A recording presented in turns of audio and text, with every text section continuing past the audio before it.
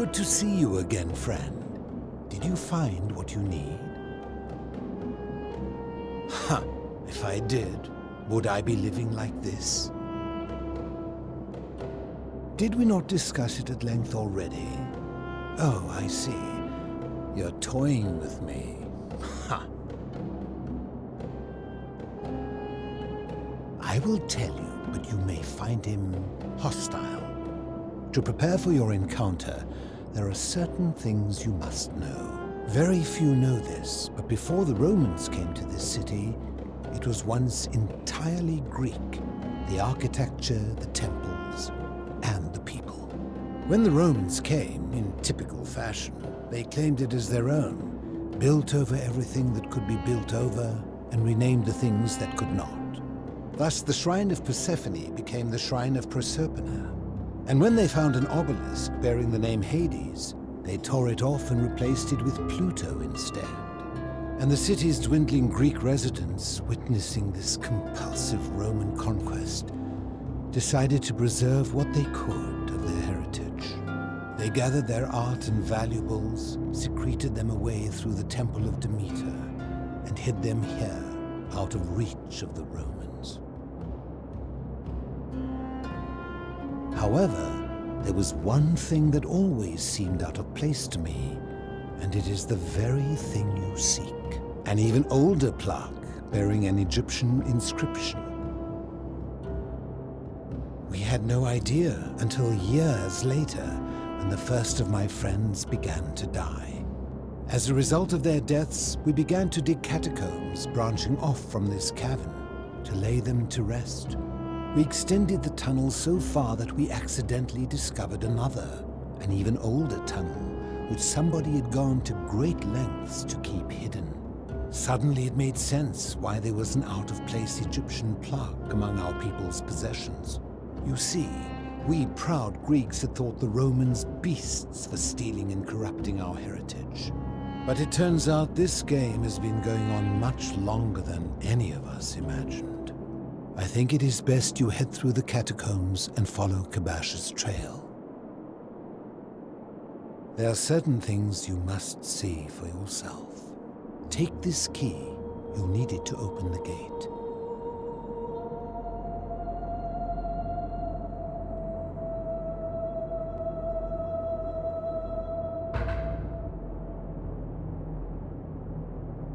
I enjoyed our chat, but please, keep my presence here a secret, yes?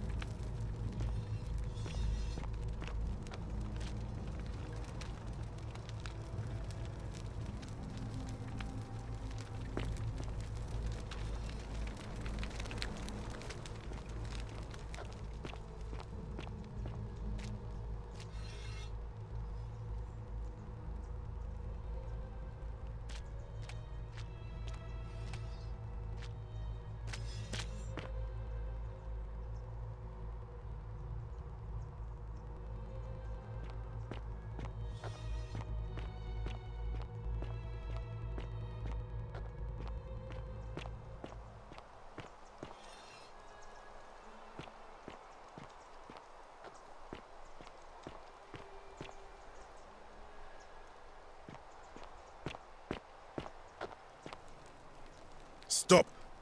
Do not come any closer. Who are you? I am Kabash. And let me guess. Another Greek or Roman come to loot and plunder the resting place of my ancestors, To what end?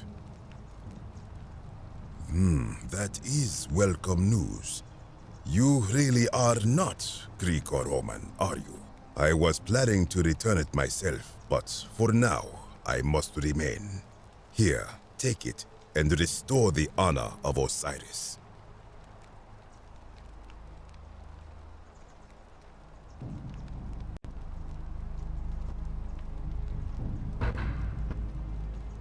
Now, as for the other plaque. Indeed, I have it right here. I stumbled across a collection of dusty curiosities while searching for a place to hide from the hungry children of Amit, and there it was. You may not. In fact, I am about to destroy it. Because it speaks a treacherous, blasphemous lie.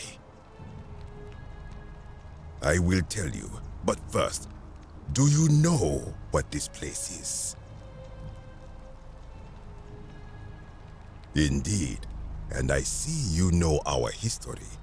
This is the Duat. See what has become of it. I have been down here for weeks, piecing together its story, and here is what I have learned. As Egypt declined and the Greeks had their turn to flourish, their souls came here in great numbers, but instead of adopting our ways, they copied and corrupted them. When they found the obelisk bearing the name Osiris, the true god of the underworld, they desecrated it, removing his name and replacing it with Hades. Even the ferryman of the dead, known to my people long before as Kerti, they renamed to Keron. As if that desecration was not enough, they built over this place, using it as the foundation for their own underworld, so that ours was forgotten. My only solace is that the Greeks then suffered the same fate when the Romans rose to power, renaming Hades to Pluto, and the cycle began anew.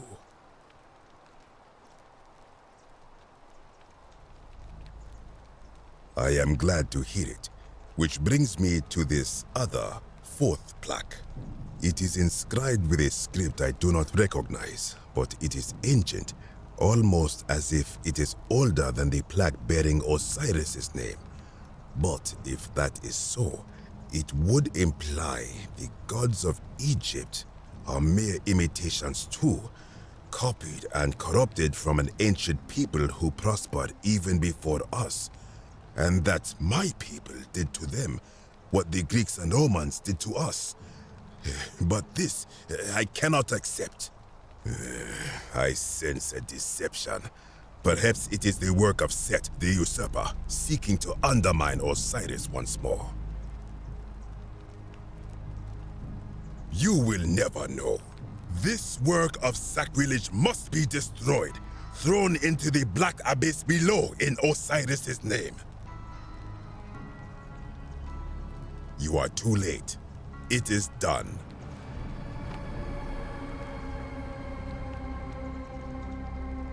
You would plunge into the depths of the Duat with no way back up. Madness. If it will help you to see reason, then ask. I am from Rakotis, which you may know as Alexandria, the name of the city the Greeks built over it. I was a fisherman, like my father before me. Since the Romans had taken over from the Greeks, I took the opportunity to learn Latin and eventually traveled to Rome. When the fires broke out last year, I tried to help. I gathered terrified locals into my boat and led many of them to safety farther along the Tiber. On my 7th trip, a passenger demanded I wait for his brother. But we were full to almost sinking, and smoke was all around us.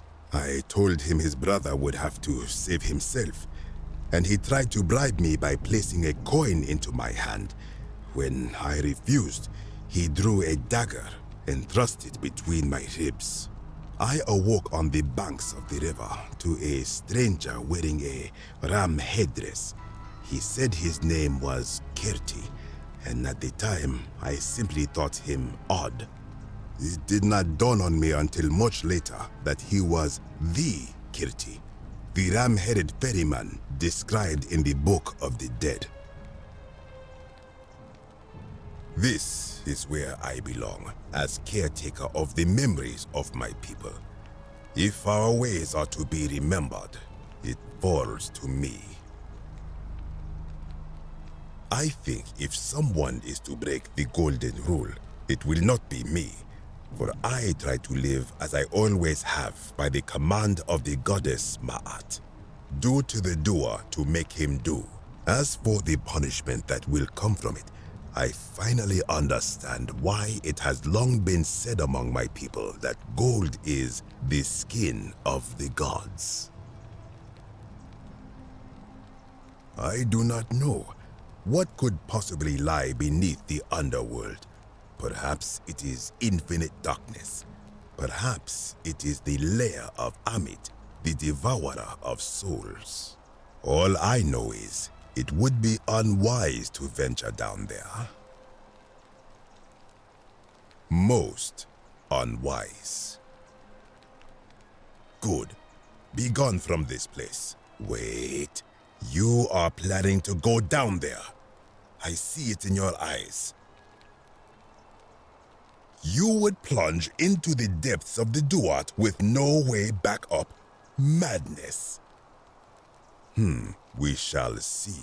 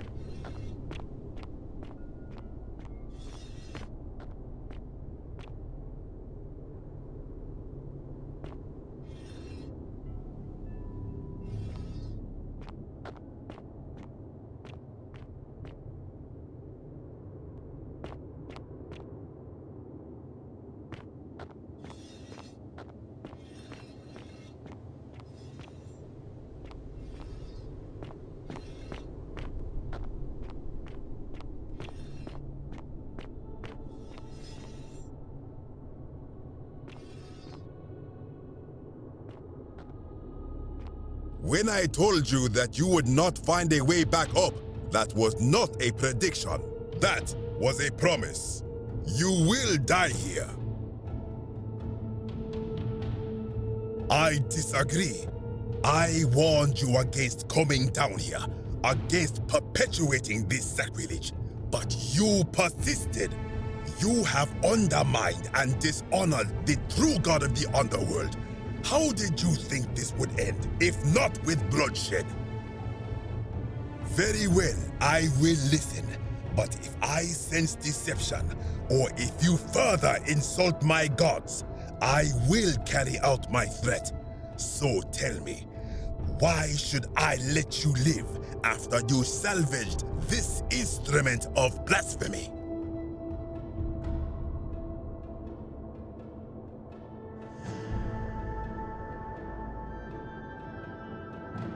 Why? To what end?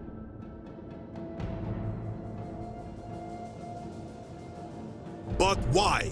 What business could you have with Osiris?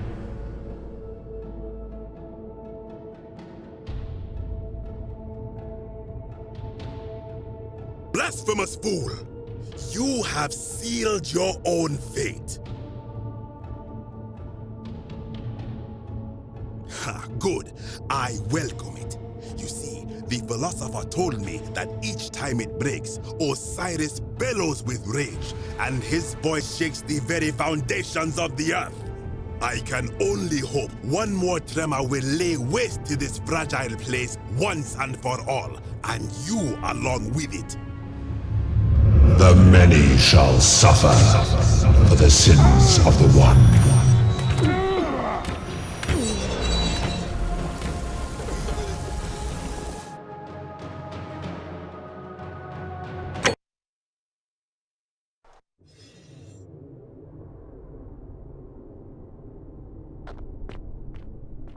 When I told you that you would not find what you will. I disagree. I warned you against coming. You have undermined and... Very well, Why should I let you live after you salvaged this instrument of blasphemy?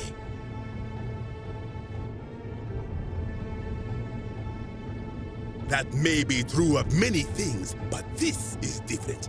If our gods were copied and corrupted from an older civilization, does that not mean they are false? Does that not mean our prayers to our gods all fell on deaf ears because we were not even addressing them by their true names?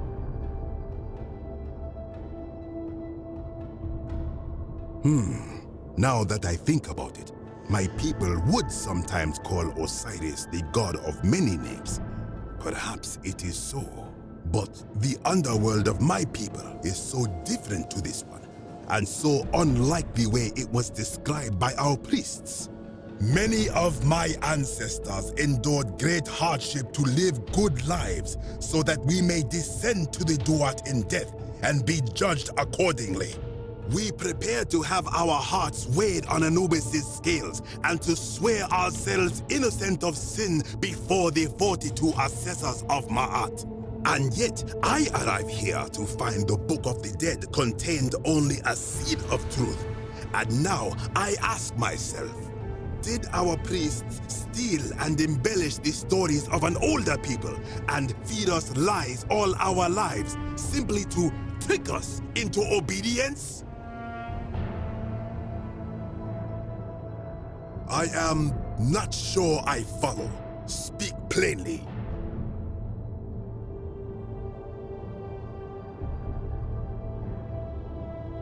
Now you insult me and all of my ancestors. You have sealed your own fate. Ha, good. I welcome it. You see, the philosopher told me that each time I can only... The many shall suffer for the sins of the one.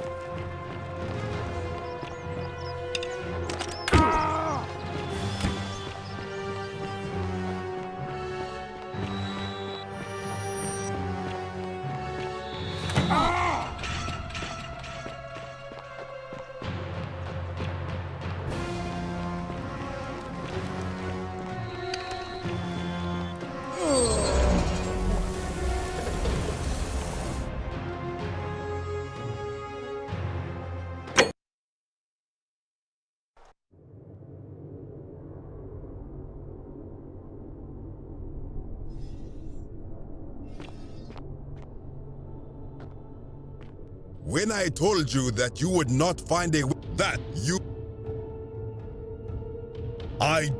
have very why should I live? Why? To what end? But why? What business could you have with Osiris? Doubtful. What do you know about honoring the Lord of Silence? Imbecile! You have sealed your own fate. The many shall suffer for the sins of the one.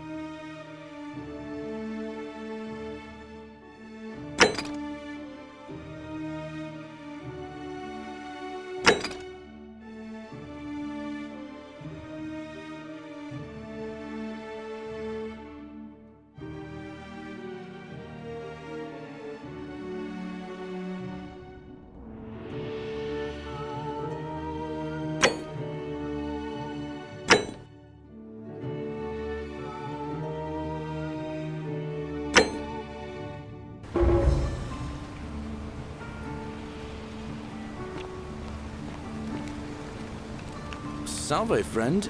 Mind telling me who you are and what you're doing with that bow on your back? Oh, sounds serious. I'm listening.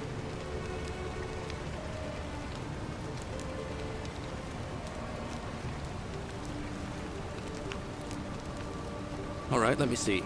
Stop Fabia going in, but send the new arrival to the empty shrine. Understood. I'll go, but once I'm done, I'll need you to tell me how you know all of this.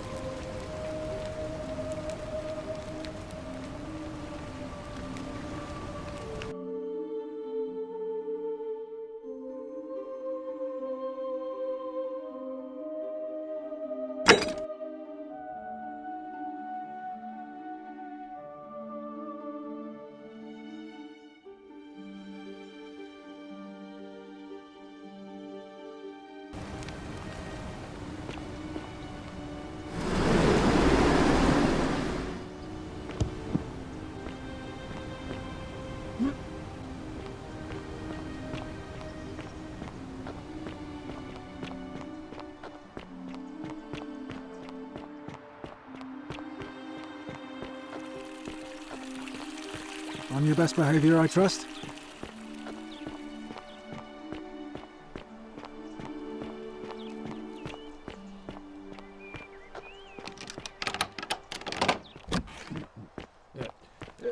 Thank you. Thank you. I am delighted and deeply honored to have been elected your magistrate. Yes. Thank you. Righty then.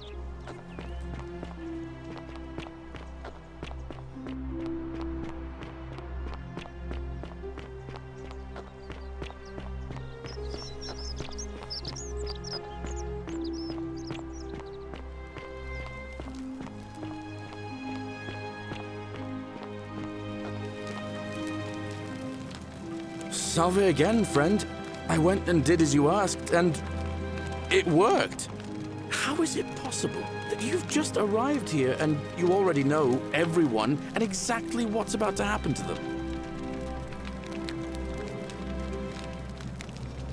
Oh, of course.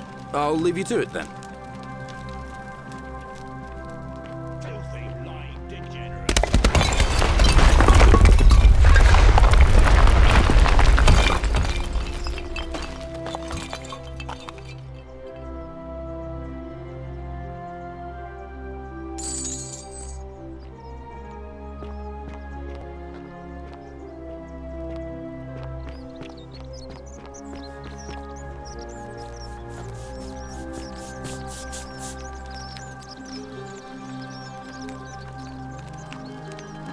Ah, a new face.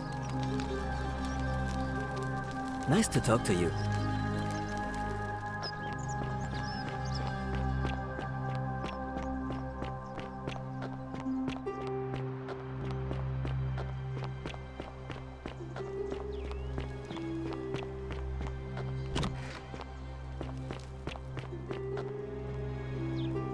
Domitius doesn't usually let anyone in here without a hefty tribute, so you must have been desperate to see me.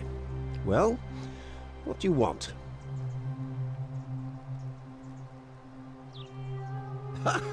Are you insane? Why would I...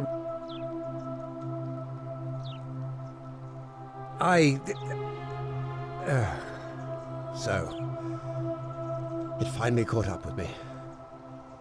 I suppose that makes you... what? Wanna... So... Oh, so much work and money. Oh, well, if I do it, you'd let me live?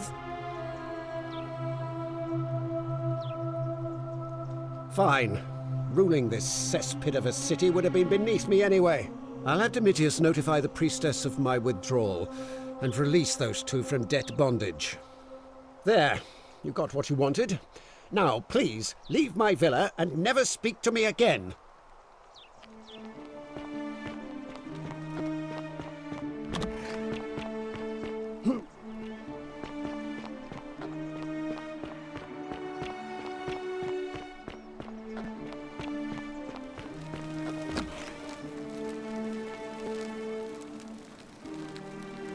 What are you doing in here?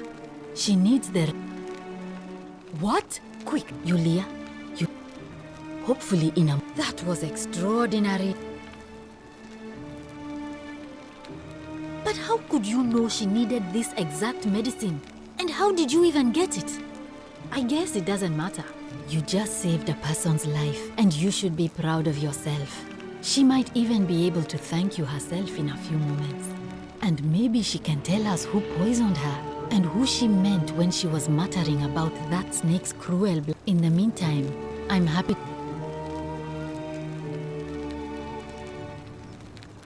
That's a shame. Thanks again for saving...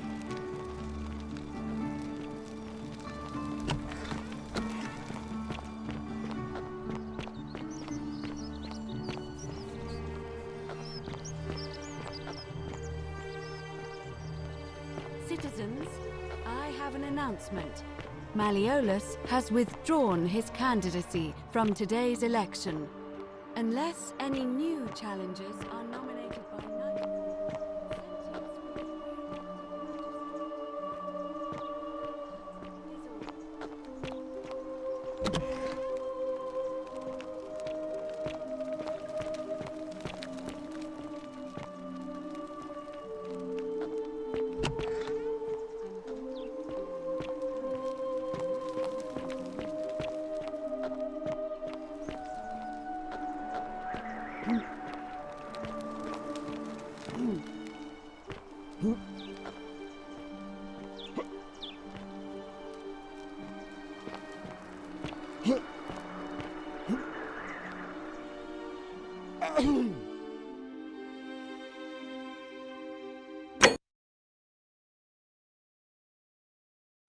That's a shame.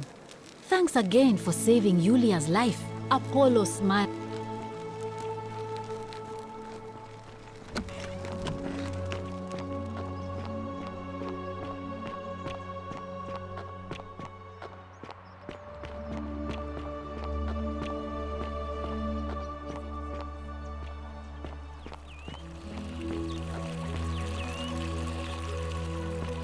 Keep an eye out for Centella, would you?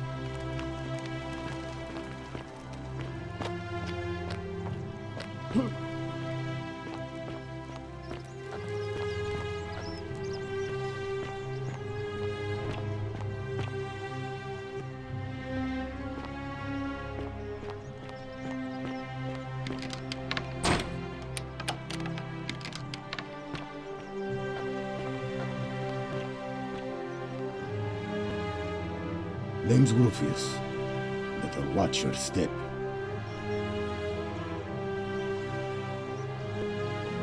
No idea what you're talking about? Yes, so what?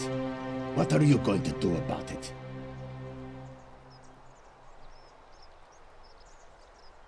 Yeah, that's what I thought. Now get lost.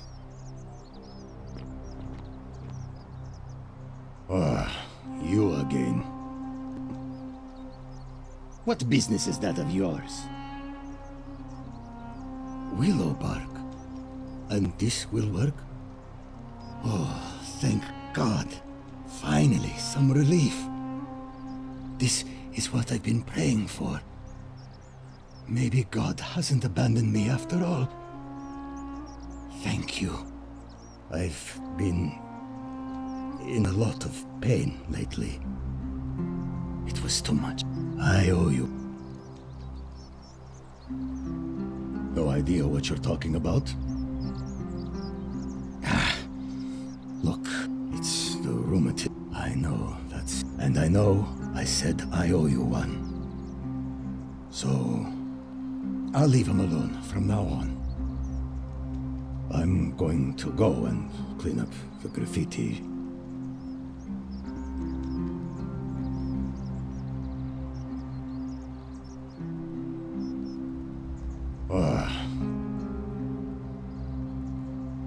Sentius, military man, knows what he's doing. No. See you around.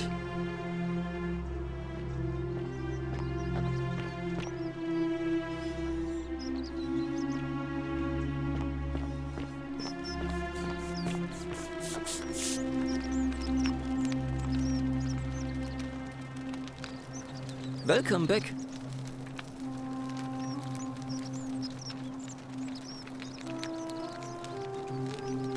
Nice to talk to you.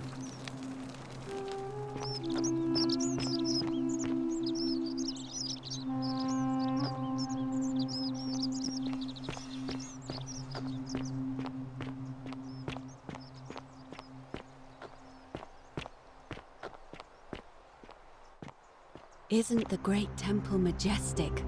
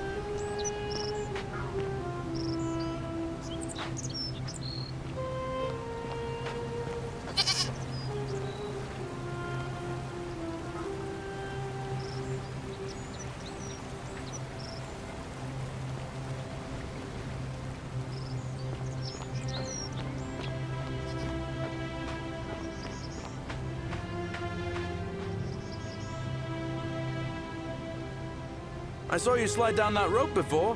Very impressive. And strange, too, since that device you used is exactly the same as one I've been working on for weeks. There I was, thinking I'd invented it. Anyway, I'm sorry to ask, but is there any chance you'd be willing to do me a favor? What? How did you know I was trying to... You know what? I don't care how you knew. What did she say? Venus, that is the best news I've ever heard in my life. Oh, thank you. Thank you so much. You have no idea how happy you've made me. I wish there was something I could do to thank you properly, but I don't have much to offer you. All I can do is tell you where there's a secret stash of coins you might be interested in. In the rock tunnel near the stairs, there's a little doorway set into the rock. Inside, if you look carefully, you can see a chest. Unfortunately, one of those golden huntress statues is blocking the path, and I'm not game to move it. If you can figure out how to get past it, I reckon there might be a small fortune waiting for you. I hope that helps in some way.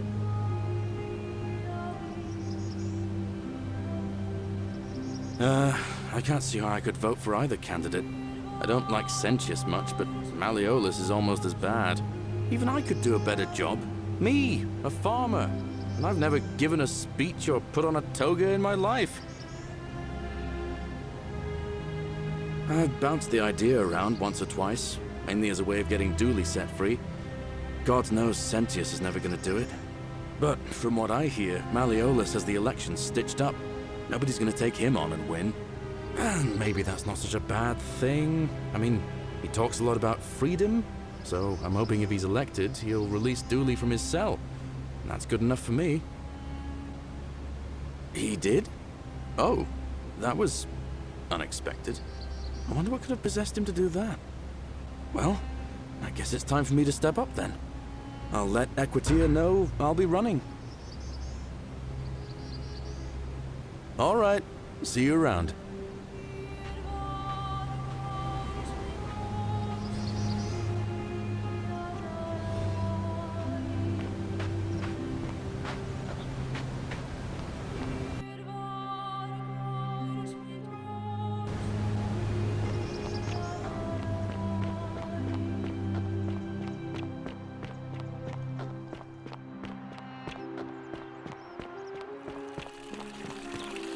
Fear is proof of a degenerate mind.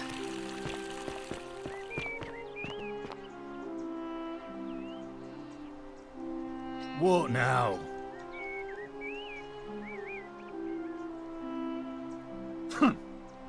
I'm not going.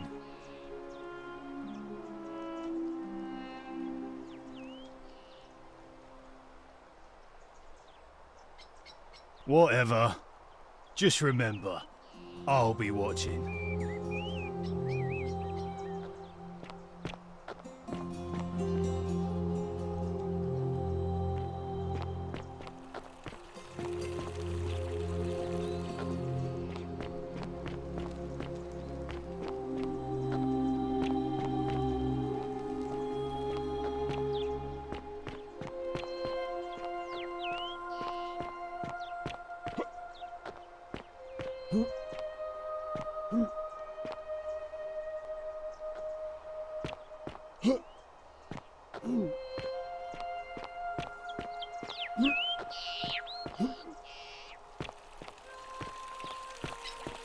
Keep an eye out for Scintilla, would you?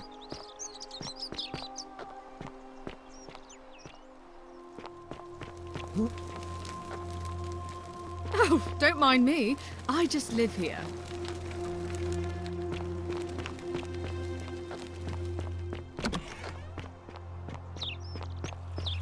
All weapons are to be tossed into the chasm.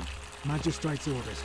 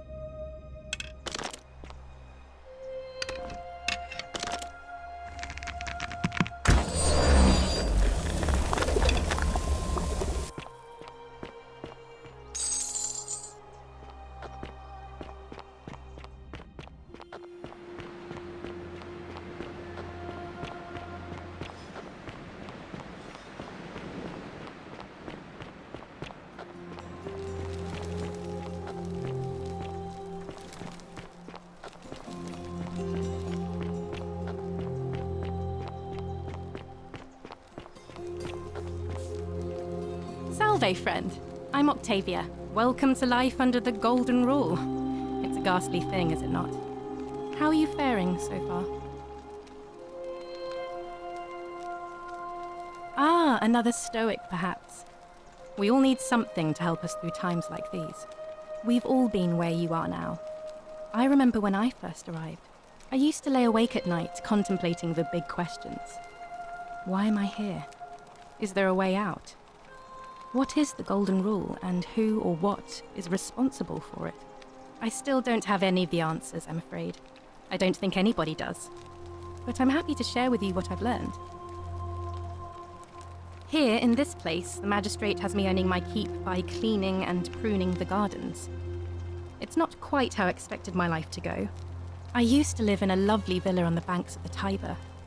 I was even betrothed to a handsome young man from a prominent family. But long hours of menial labor for the good of the community has its own charms too, I suppose. Oh, much the same way as many of the others. When the fires came to Rome 7 months ago, my family and I fled for the Tiber, hoping to escape on a barge. We were among the fortunate ones with enough coins for passage, but unfortunately, there were a lot of desperate people, and they boarded before we could depart. A scuffle broke out, and I was pushed overboard. The last thing I remember was the water, rising up to hit my cheekbone. I woke up by the river, near that shrine, and stumbled across this place. Oh, that's all right. I'm sure it's all part of God's plan for me. Oh yes, of course. A slip of the tongue. If you like. Please keep that to yourself. I know you're not from around here, but things are very difficult for us right now. There was a terrible fire in Rome last year, and our emperor decided to make us his scapegoats. There were executions. It was horrible. Oh, thank you. You have no idea how much I appreciate that.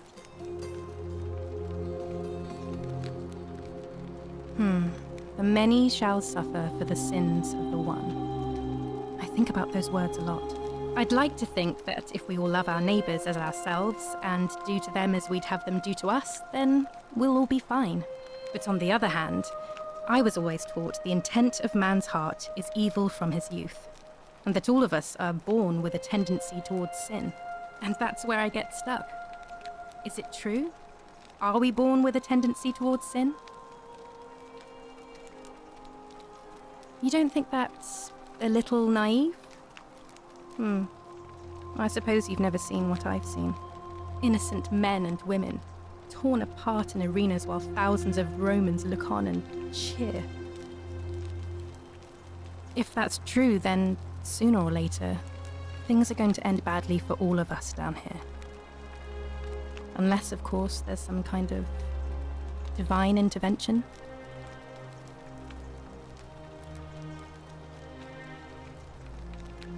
I'm afraid not. Although, I did once hear someone gossiping down at Aurelia's tavern about a possible way out. I don't put a lot of stock in such rumours, but if you're desperate and wealthy, you could look into it, I suppose. If that doesn't work, then I suppose we're all stuck here until the gods decide our fate. Oh, I see. Well, that doesn't surprise me. I'm sorry I even suggested it. I won't make that mistake again. All right, well, it was lovely to meet you. I look forward to getting to know you better over the coming months. And if you ever... I can't believe this is how it ends. Oh no. No. No. Orpheus, what are you doing? Get back from there. If you lose your balance, you'll fall. That's the idea. What? Why? Why would you want that? Why do you think I'm stuck for the rest of my life working for a man who treats me like an animal? I know things are hard for you right now. They're hard for all of us. Please just think this. I'm sorry, but I just don't care anymore. Please, Orpheus. Help him. If he goes through with it, it could be the end for us all. I don't know what to do. Thank you.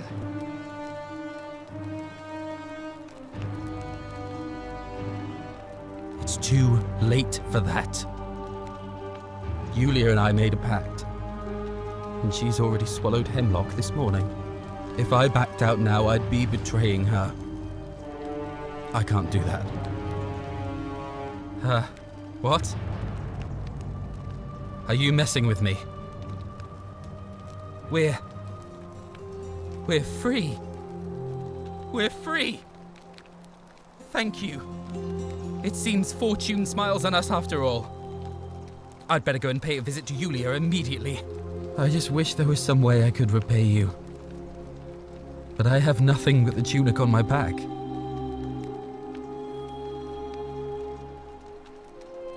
I'll go and take care of things with Malleolus and tell Yulia the good news. Thanks again, friend. I'll never forget what you did for us.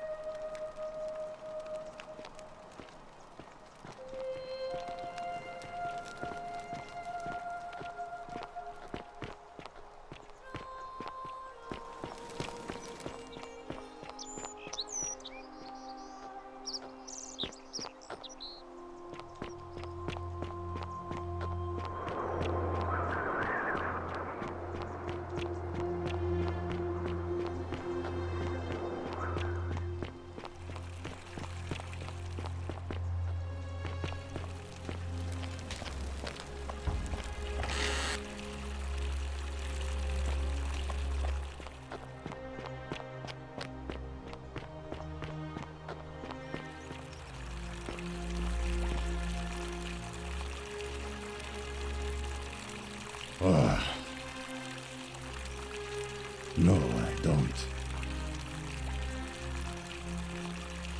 Sentius? No. So you...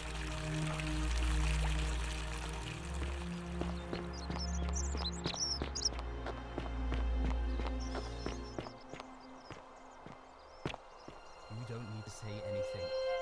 Just rest up, get your strength back. And we'll celebrate properly when you're ready.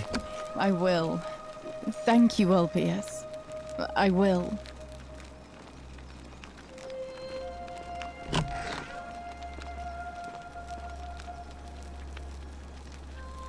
Shalom.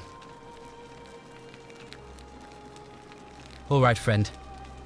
Thanks for the chat.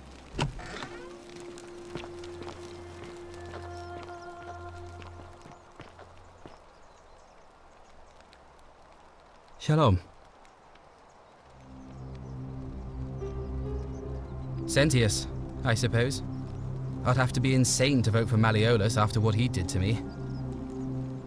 Galerius, the farmer, he's a good man, but I think he's more valuable on the farm than as magistrate.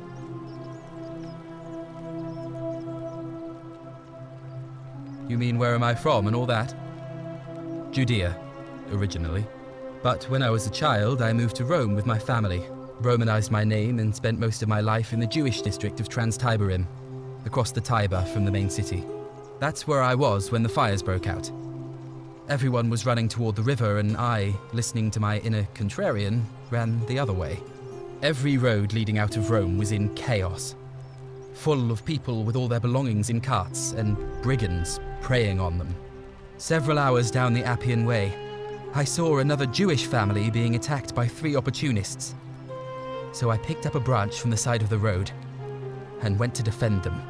I can only assume they got the better of me because the next thing I knew, I was waking up in a forest, by a river not far from here, with no memory of how I got there.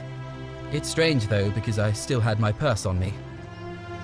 Why would a robber knock me unconscious and throw me in a river, but not take my coins? A lot of good it did me, and that family. I sometimes wonder what happened to them. Well, neither of us have a couple of hours to stand around talking about theology, law, and collective punishment, so I guess you're looking for a pithy summary? You remind me of an old story from my people about Hillel the Elder.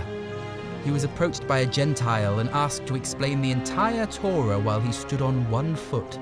Obliging, he replied, "What is hateful to you, do not do to another." That is the whole Torah. The rest is commentary. Go and learn. Of course, what I want to know is, what kind of a god sees a young woman abducted and does nothing about it? Not my god. That's for sure. Thanks. I just wish there was a way to find out. I don't. But even if I did, I'm not going anywhere. I have unfinished business.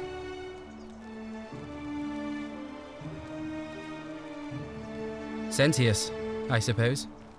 I'd have to be... Galerius. All right, friend. Thanks for the chat.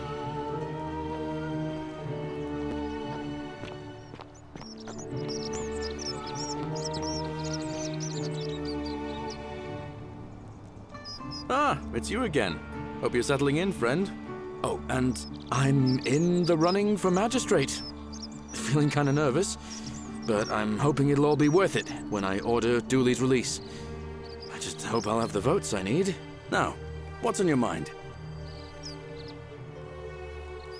Well, as much as I'd love to get out of here, the harvest's always more fruitful in another man's field, isn't it? But Scintilla, Sentius's daughter, went missing a few weeks back.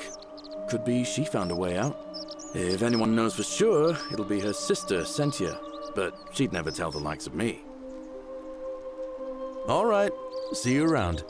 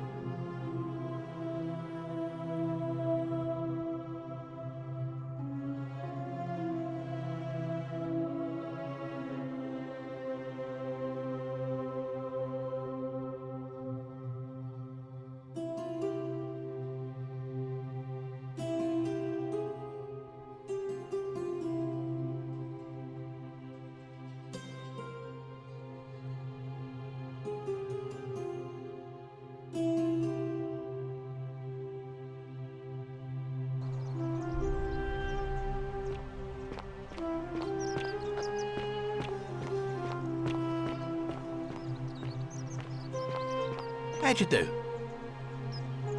Hello there, friend. May I say, that is a glorious bow you're carrying. Do you mind if I ask where you acquired it? Well, I'll take your word for it. But perhaps you'd be interested in selling it to me. I mean, it's not as if you have any use for it down here. Now you're talking, I'm interested. How about 100 denarii? Oh, that's a little excessive, don't you think? It's not the bow of Ulysses we're talking about. All right. But I'm going to need you to tell me before I pay up. Well, how do I know I can trust you?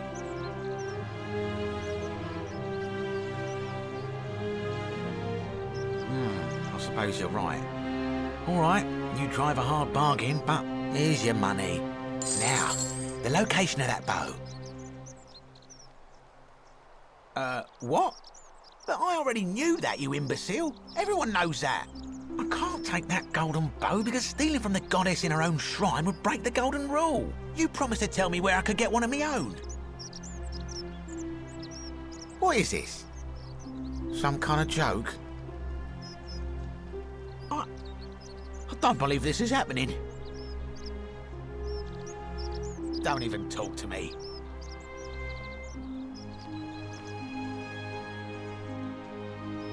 Don't even talk to me.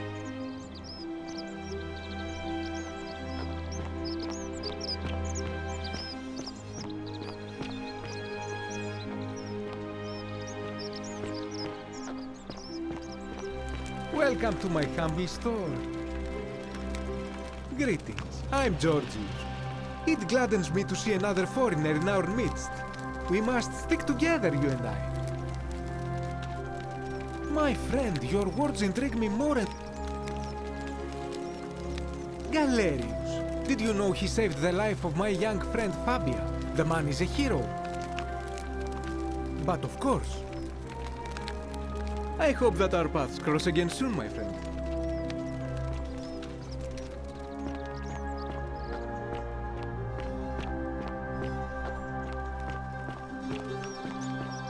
Sometimes I stare at the great temple on the... Welcome back! Well, Cynthius seems to know what he's doing. Nobody's broken the golden rule under his watch so far. My vote isn't for sale, if that's what you're asking. Nice to talk to you.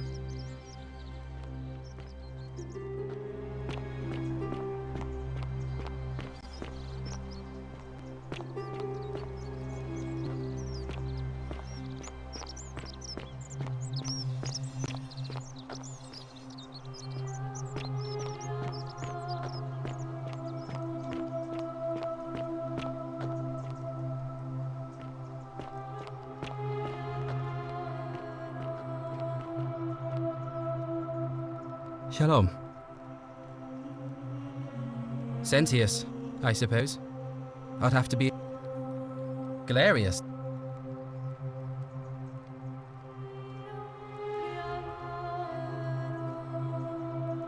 Scintilla and I were in love. And then... Alright. I wasn't, and that's... I just sat, and then, and from them, and we'd hope, and then what, all I... I swear by the gods of Rome, I don't know what happened to her. All I know is she loved me. And if she had known a way out, she would have told me. She'd never have taken her own life.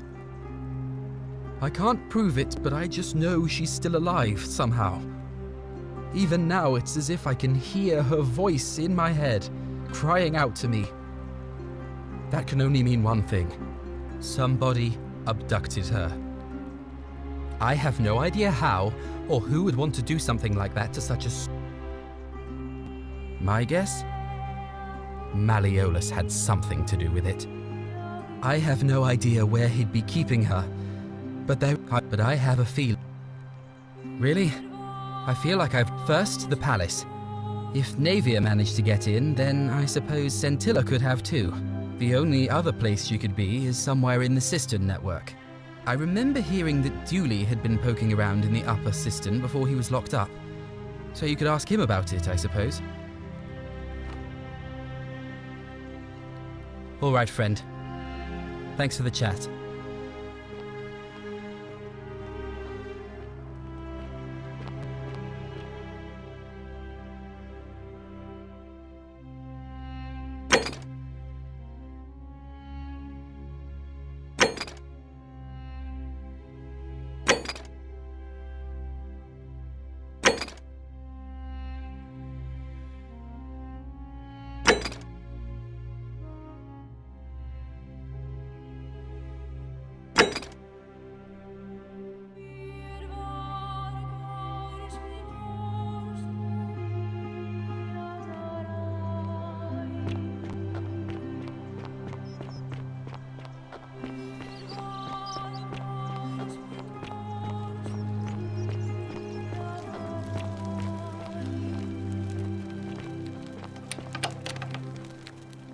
Hello.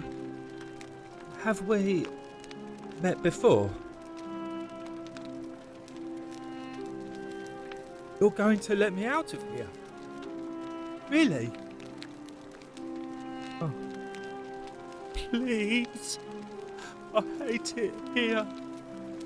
It makes me very sad.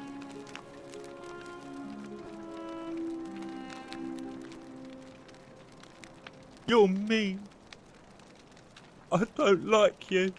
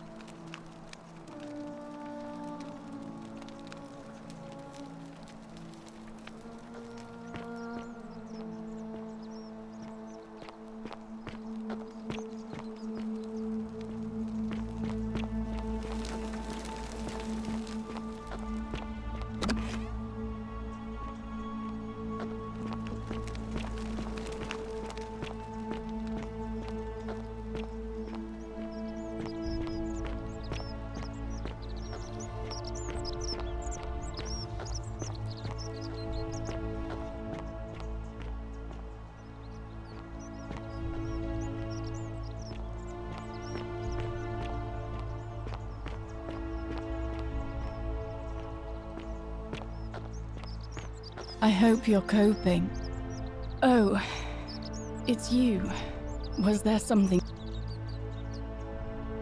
You mean my life story? Oh, well, I grew up as part of a big family in Rome. Me and 3 older sisters. Our father found good husbands for my sisters, but I wasn't, cut out for that kind of life. So he found me a job as a scribe for a prominent merchant. It was a good life for a while. Until 7 months ago when the fires came. My colleagues and I worked desperately to try to protect our warehouse. We must have had 100 workers passing buckets of water, chanting prayers to Vulcan, but they fell on deaf ears. The fire was relentless and it claimed everything and everyone. Well, almost everyone. My employer told me to grab what valuables I could and flee for the Tiber with the crowds. I remember diving into the river and then the next thing I knew, I was waking up on the riverbank not far from here.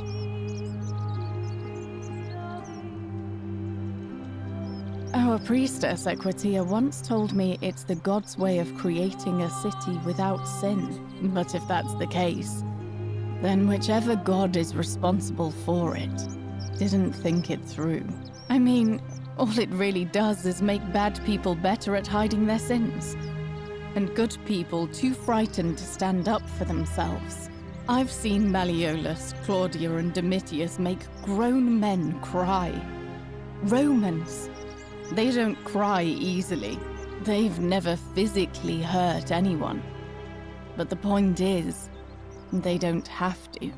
They've got people running scared because everyone knows Malleolus is the favorite to win today's election.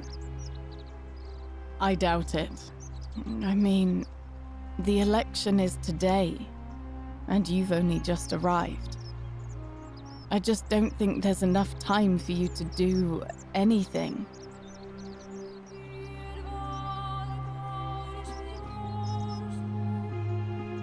All right. Thank you again for saving my life.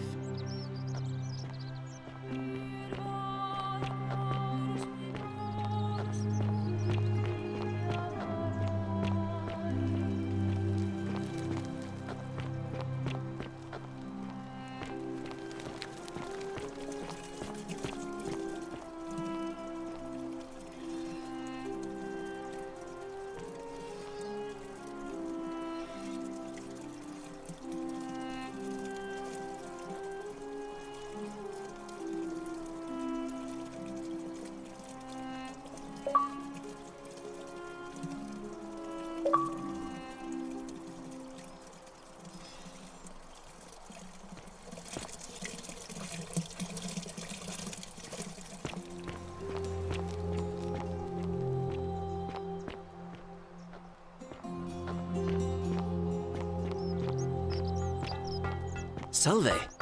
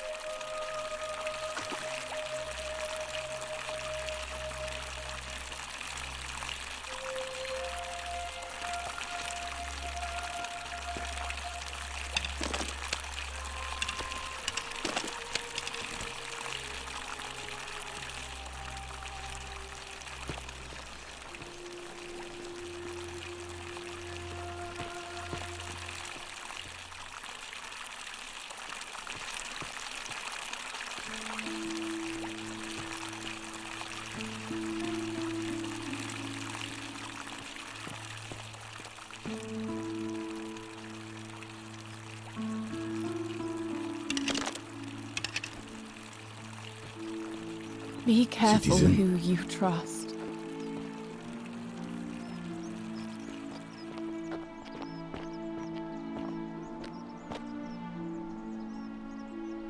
Ah. Sentius. No. Signor.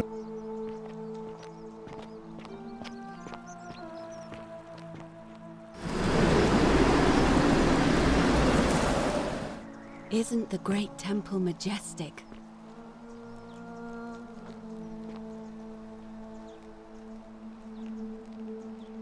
A new face. Ave, and may Vesta watch over you. I'm Equitia. To what do I owe the pleasure of this visit?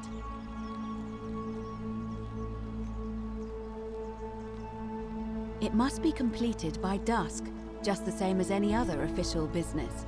It'll be between Sentius, the incumbent, and Galerius, the challenger. Why do you ask? All of the male citizens who are willing and able to attend, unless they're running, of course. Well, you're not a citizen yet, so no, I'm afraid not. But if it's any consolation, there are other ways to influence the outcome of an election. By using whatever gifts the gods gave you. Nothing untoward, of course. I'm responsible for announcing it and making sure the procedures are followed.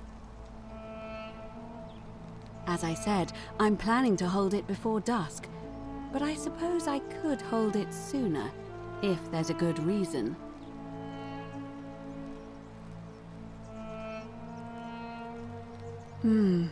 Yes. I have overheard some rather unpleasant arguments. The last thing we need here is additional conflict. Very well. I'll get things started right away.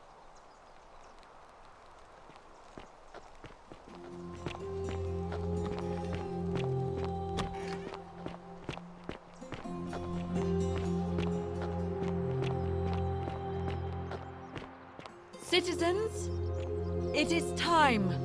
Let us meet to elect our magistrate. Sounds like the election's starting.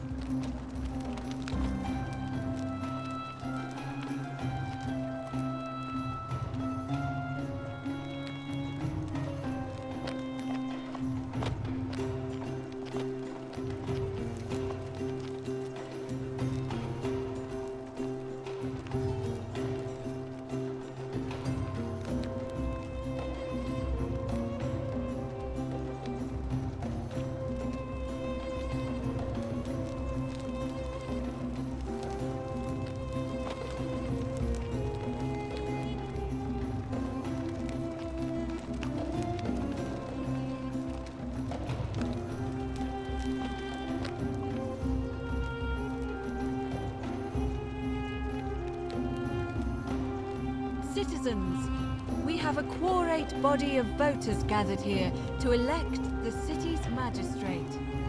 The candidates are Sextus Sentius Imperiosus and late nominee Gallus Galerius Helver.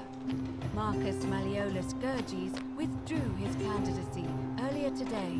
As agreed, we shall dispense with ballots and candidates will abstain from voting. Let's make this quick.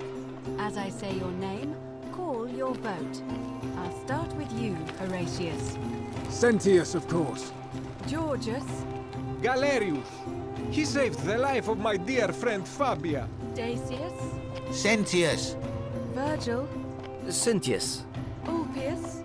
Galerius, the man who saved my life. Rufius. Malleolus. Citizens, you have made your decision.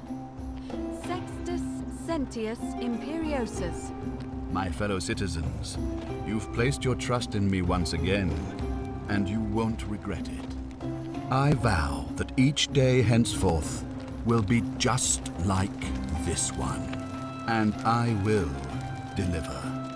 You and your rival, whatever your name is, you're responsible for this, aren't you? Nobody likes caput murder foreigners interfering in an election. Shut up and let the magistrate speak. Malleolus is going to be magistrate by the end of the day. You have no idea what you're doing. You're going to get us all killed. Just stay out of our way, and we won't have a problem. Wait, I will not allow you to do this.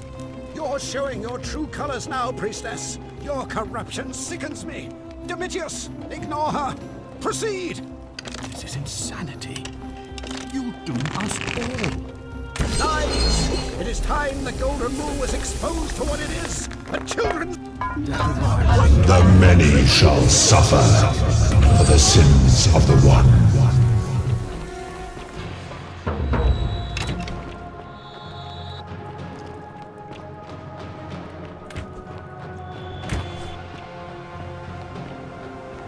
Follow me, quickly.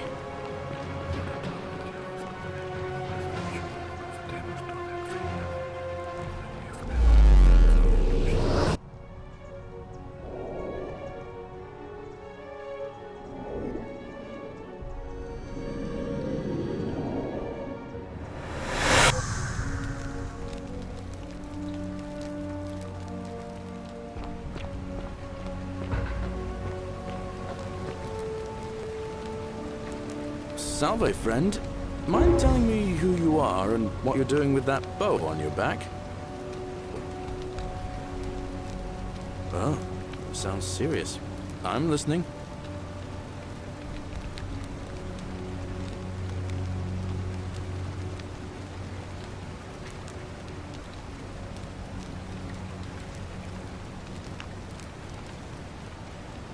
Poor Virgil.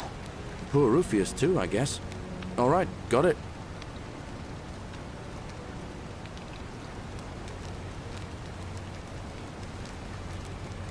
Yulia? Oh no. All right, I can do that.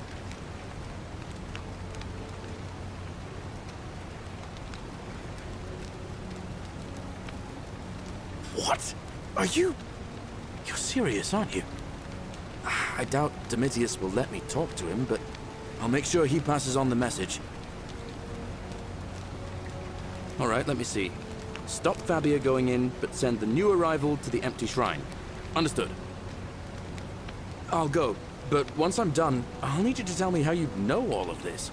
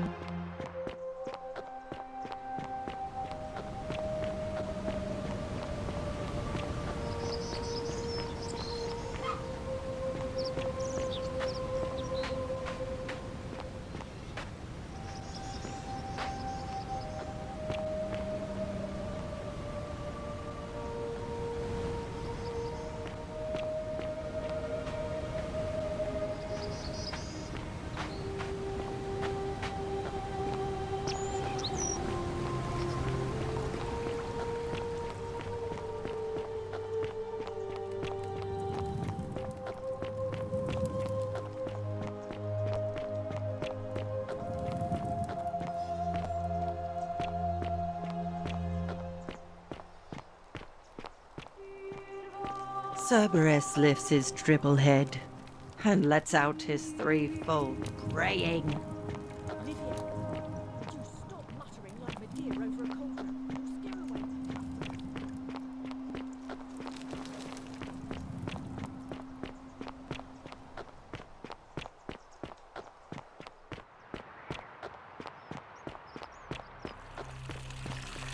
All weapons are to be tossed into the chasm. Magistrate's orders.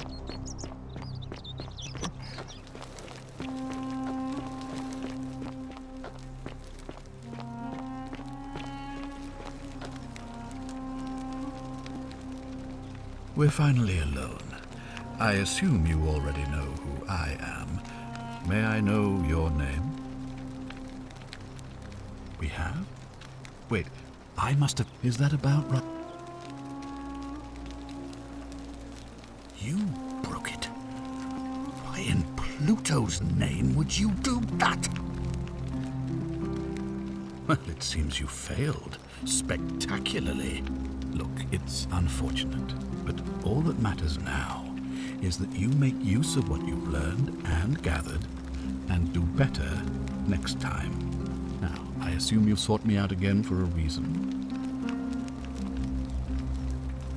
If I did, I'd have led these people out of here already. I've had plenty of time to think about it. Let me see if I can sum up my thoughts. I've always considered my guiding star to be the well-being of the Roman people. Our survival and prosperity have always hinged upon honoring the peace of the gods, the sacred accord between the gods and the people of Rome. Give the gods what they want and we all prosper. Dishonor them and we all die. It's as simple as that. The real enemy in this place is not the golden rule, but human failings. The temptation to slide into degeneracy, greed, and hubris. I trust that answers your question. Of course. What is it?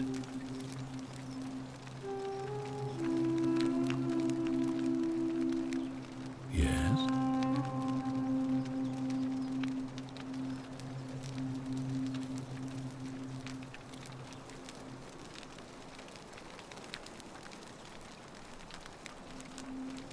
Why then did you say... it doesn't matter. It looks like you'll have to continue your investigation. Thank you.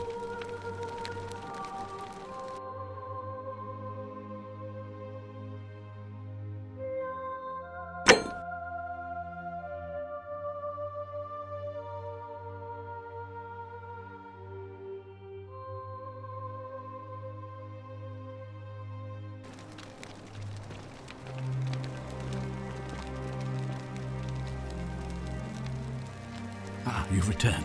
Do you have any... Of course. What is it? Yes? Why do you say that?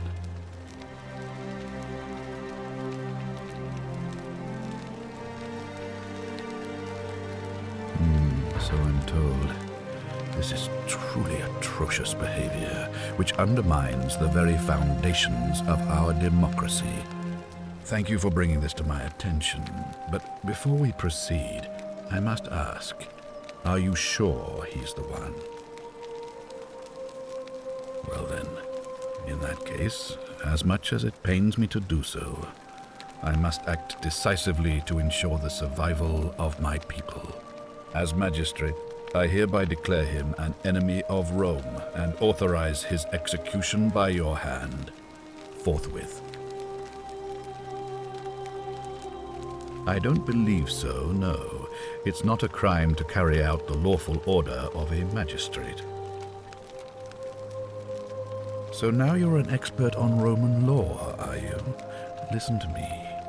We are cut off from the Empire down here, fending for ourselves on the brink of annihilation. If ever there was a time to dispense with legal procedure, it would be now. Think of it as an act of preemptive self-defense. Think of the lives you'll be saving. Any way you can. I would think that bow you're carrying should suffice. Please act quickly before it's too late.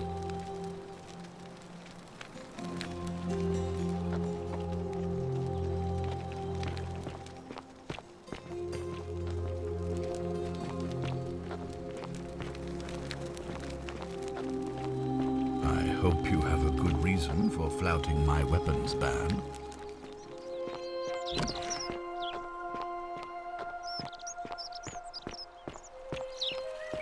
All weapons are to be tossed into the chasm. Magistrate's orders.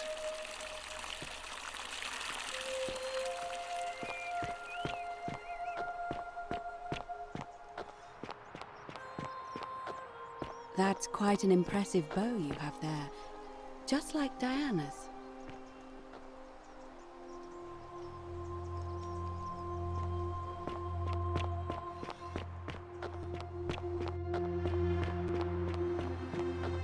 Don't believe a word they tell you.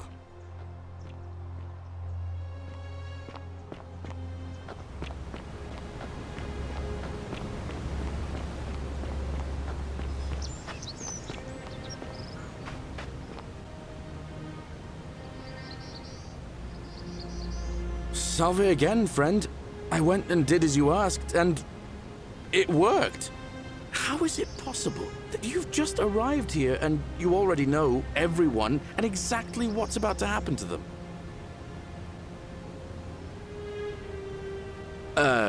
You're toying with me, right?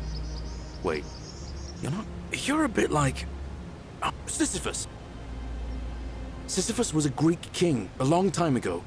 For daring to think he could outsmart the gods, he was given a terrible punishment. He was forced to push a great boulder up to the... forcing him to start over... Actually, now that I think about it, there were... Tantalus was made to... Oh, and Ixion was...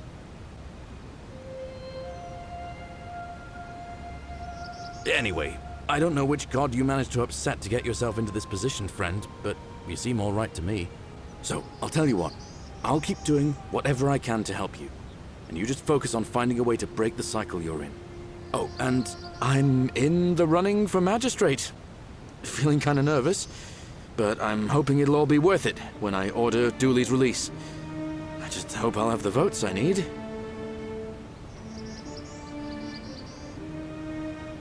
Oh, that's kind of you to say. Now, I'm going to keep your secret. Although, it's not as if I'll remember this next time we talk anyway, right? Oh, and if our conversations ever start to annoy you, just tell me you're busy. I know when I'm not wanted. May fortune smile on you, friend.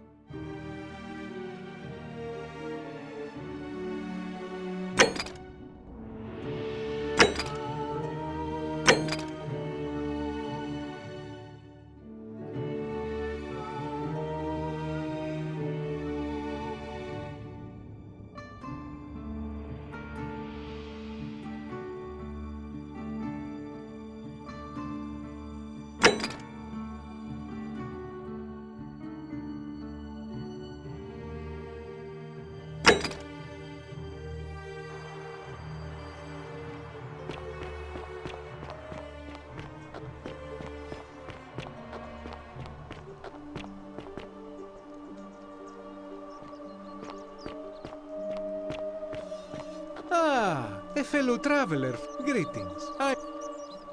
My friend... Galerius. Did you know he saved the life of my young friend Fabia? The man is a hero. But of course. I hope that our paths cross again soon, my friend.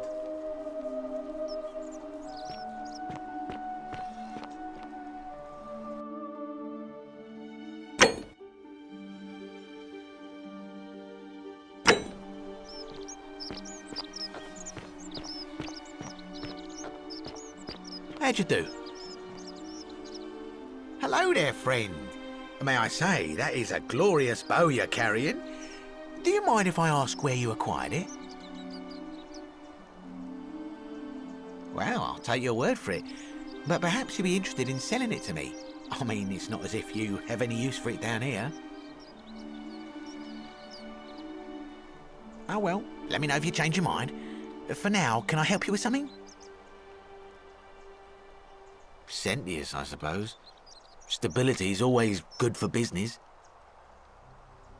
Yeah? And what's he gonna do for me? He's nothing. Certainly, for a few thousand denarii.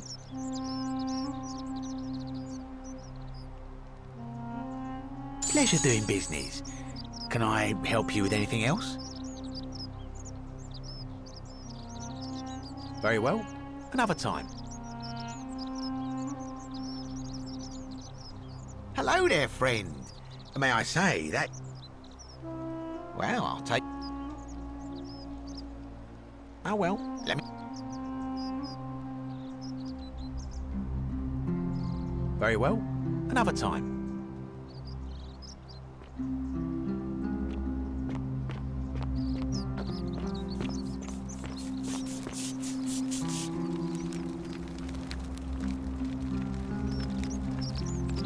Ah, a new face.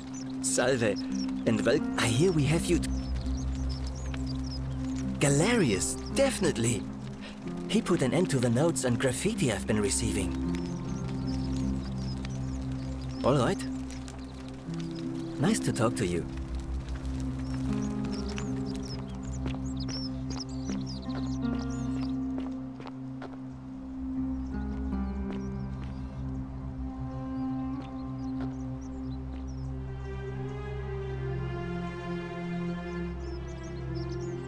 Name's Rufius. Better watch your step. Galerius. Sorted out my rheumatism. For the first time in a long time, I'm not in constant pain. Good man. Fine. See you around.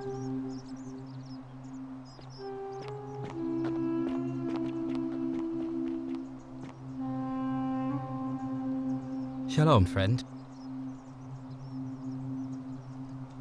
Galerius. He saved my life. I have a feeling he can do a lot more if given the chance. All right, friend. Thanks for the chat. Isn't the great temple majestic?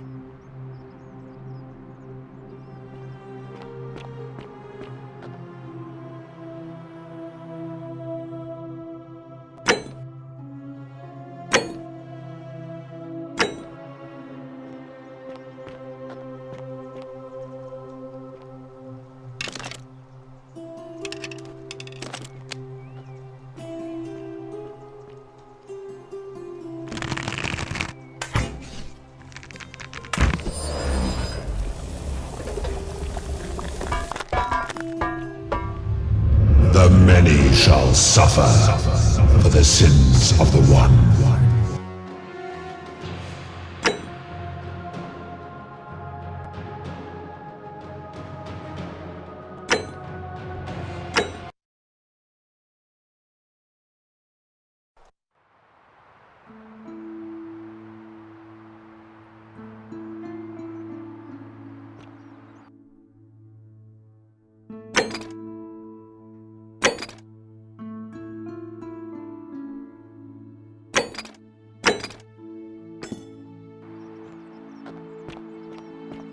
Are they? Don't believe a word they tell you. A new face. Are they? And may they... I beg your pardon? Oh my. That is... Let's see. We don't have much. Hercules, Sisyphus, and finally, so it seems.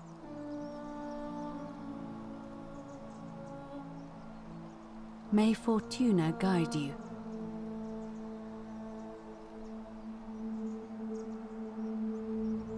Ave again. Did you find what you need? I don't, I'm afraid. It seems to me we're exiled here until the gods judge us, one way or another. It must be completed by dusk, just the same as any other official business. It'll be between Sentius, the incumbent, and Galerius, the challenger. Why do you ask?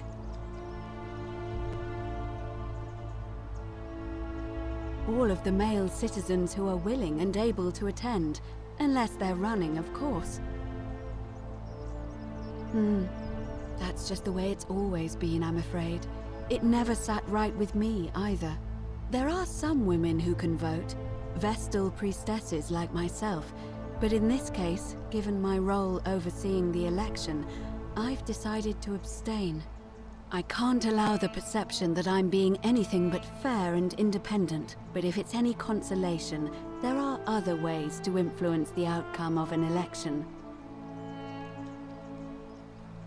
As I said, I'm planning to hold it before dusk, but I suppose I could hold it sooner, if there's a good reason. Fear is proof of a degenerate mind.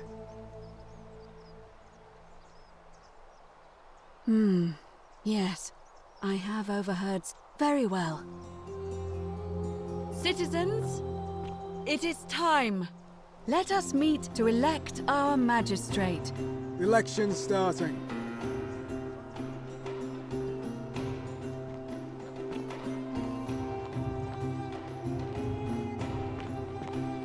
Salve.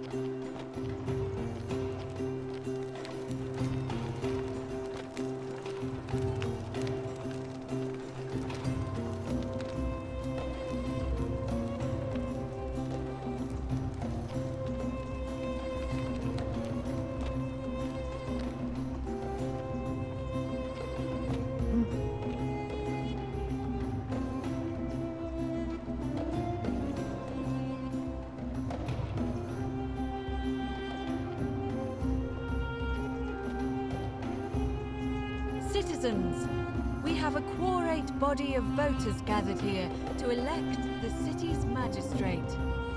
The candidates are Sextus Sentius Imperiosus and late nominee Gallus Galerius Helva. Marcus Malleolus Gurges withdrew his candidacy earlier today. As agreed, we shall dispense with ballots and candidates will abstain from voting. Let's make this quick. As I say your name, call your vote. I'll start with you, Horatius. Sentius, of course. Georgius. Galerius. He saved the life of my dear friend Fabia. Dacius. Galerius. Virgil. The man who put a stop to the threats I've been receiving. Galerius. Ulpius. Galerius, the man who saved my life. Rufius. The man who treated my rheumatism. Galerius. Citizens, you have made your decision. Your new magistrate is Gallus Galerius Helva. What? It has been decided. Magistrate Galerius, would you like to make a brief address? I just want to say, this isn't something I ever wanted. Now that you put your trust in me, I'm going to do everything I can not to let you down. I'll need some time to put together a list of the changes I want to make around here. But I promise you, there will be changes. My first order is that Dooley is to be freed. Horatius, release him from his cell immediately. Please. Wait, do I need to say please? I suppose not. That's it. You can all get on with your day. Nothing else to see here. Move along.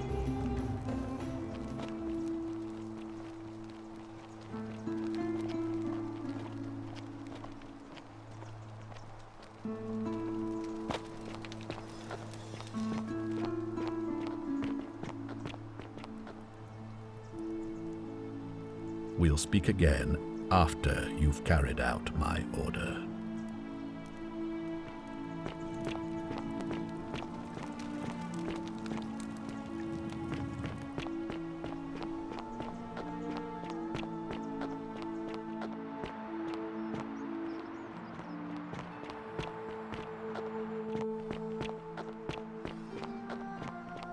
Don't believe a word they tell you.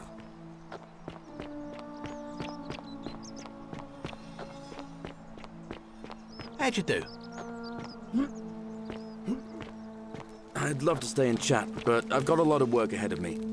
Why don't you go to the baths? Then tell Georges I said you could have some new clothes. Then I want you to go home and rest. I'll speak with you soon, Dooley.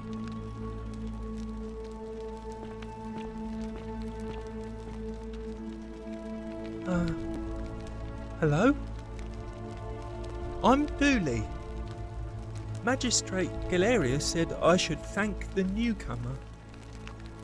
Are you the newcomer? Oh, it is you. Then, thank you. You're a big helper.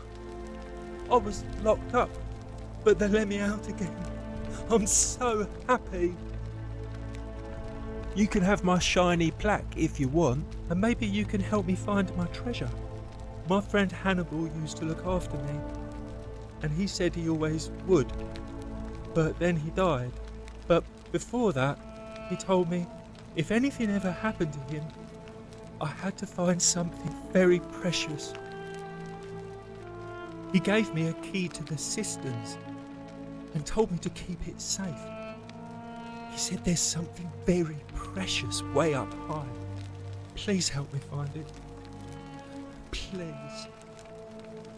I had to keep it a secret until I found someone I could trust. Oh, thank you. Here's the key.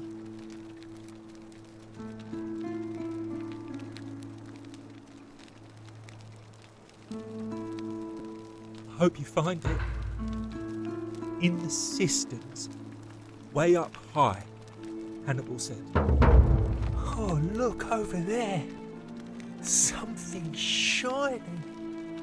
Is it treasure? Maybe it is treasure. I could see it for myself. So pretty. And it's just lying out here in the open. Maybe nobody wants it anymore. Maybe no one will mind if I just take it. Don't you dare. The many shall suffer for the sins of the one.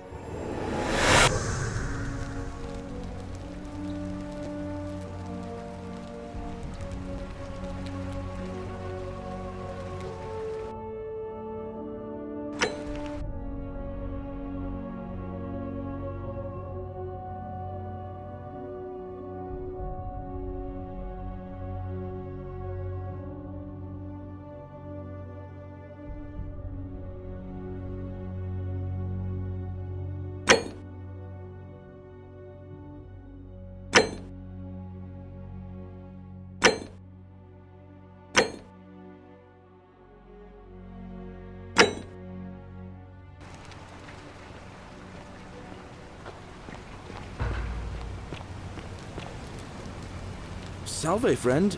Mind telling me who you are and why you look like you've just taken on a gladiator and lost? I don't think so. I've never seen you before in my life.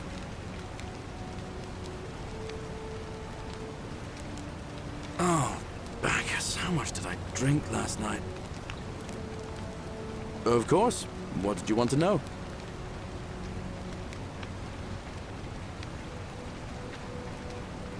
All right. See you around.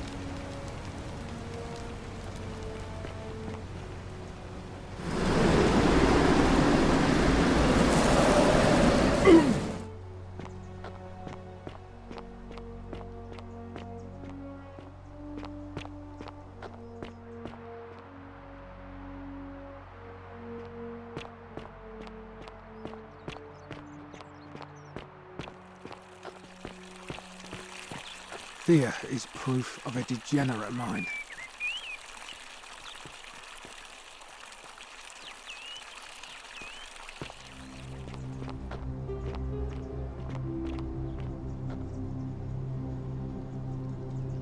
A new face. Ave, and may Vesta watch over you. I'm Equid... Oh my. Let's see. We don't have Hercules, Sisyphus, and finally, so it seems...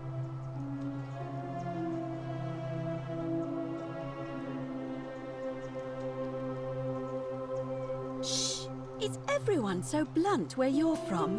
Oh. That option would be the boldest, but also the only way to learn the truth about the Golden Rule, and maybe even put an end to it. As I said, Hercules managed... I'll admit, you do seem different to anyone I've ever met. And even that lamp of yours looks like something Prometheus might have stolen from the gods. So, if you want to confront him, I'll help you as much as I can. Who knows? Perhaps your name will be uttered in the same sentence as Hercules one day. But first, you'd need an audience with you-know-who, and for that, you'll need to enter the great temple overlooking the city. The problem is, the door has been sealed shut for as long as I've lived here, and there doesn't even seem to be a keyhole. I suspect the answer lies in the desecrated obelisk in front of it. I'm not sure if you noticed, but there are 4 plaques missing from its base. It looks as though somebody, or a series of somebodies, forcibly removed them, and in doing so, dishonored and angered our divine keeper. If you could recover and replace all 4 of those missing plaques, I imagine he might be willing to receive an audience again. It's the towering stone monument with 4 sides and a pyramid-shaped head that stands before the great temple, a dedication to the god of this place. You'll find them all over Rome, but of course they were looted from Egypt many years ago. It seems one of them made its way here too, although how is a mystery. However, this one is unusual in that each of the 4 sides, that means you'll need to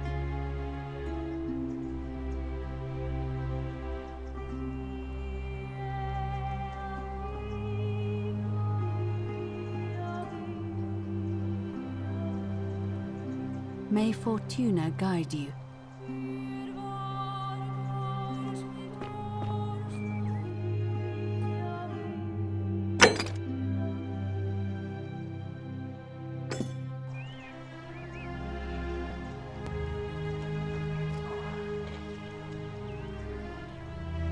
How come you're allowed a weapon and I'm not?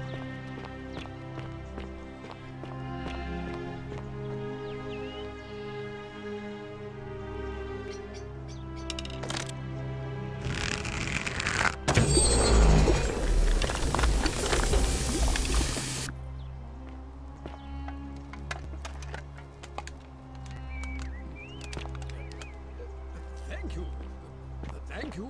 I am delighted and deeply honored to be elected magistrate. Yes, thank you. I am delighted and deeply honored to be elected.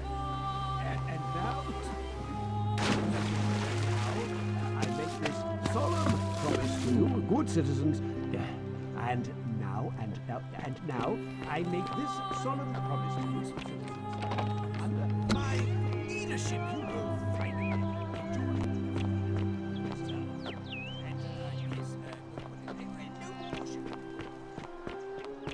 Oi! How did you get in there, you cheeky little sturkers?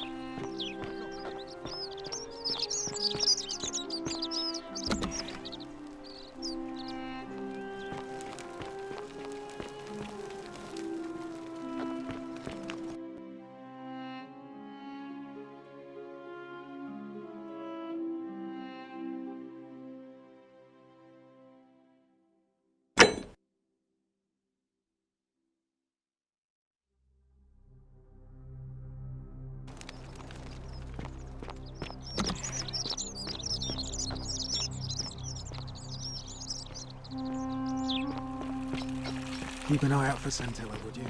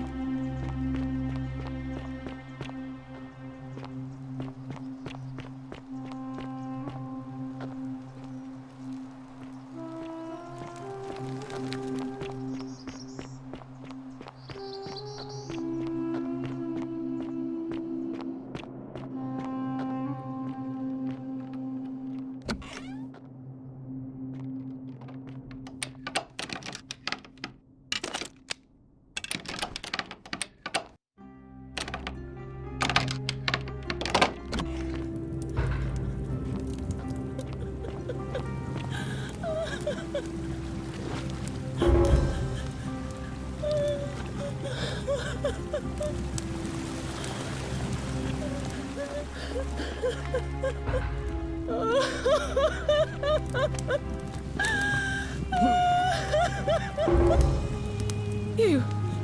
Who are you? Did he send you? Don't you know you're here? You have to help me escape before that monster comes back. I'm Scintilla. I found a way out through the Gate of Horn, but it's locked. So I told him about it, and instead of helping me escape, he locked me up. He wants to keep us all here forever, or until we're turned to gold. He's a monster. You have to let me go so we can kill him and take his key. I don't know. He said the gods are on his side because they don't want us to escape either. Sentius, my adoptive father. Furies help me. I'll castrate and crucify him.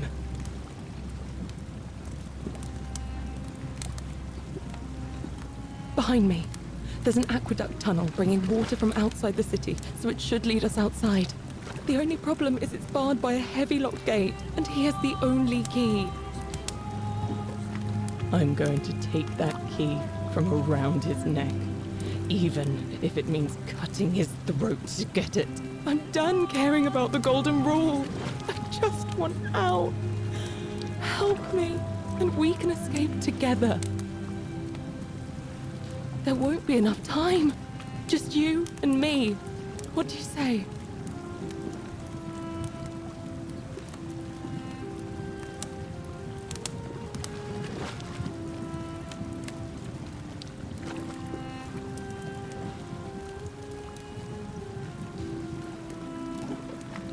What? No! You can't just leave me here! How can you be so heartless?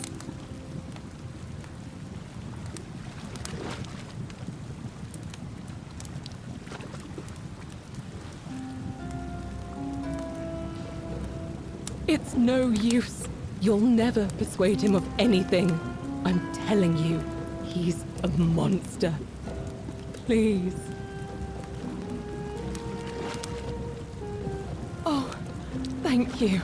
Now follow... Wait. Did you hear that? He's here. He must be coming in through the door behind me. You distract him. Stay right here and keep him talking while I look for something I can use.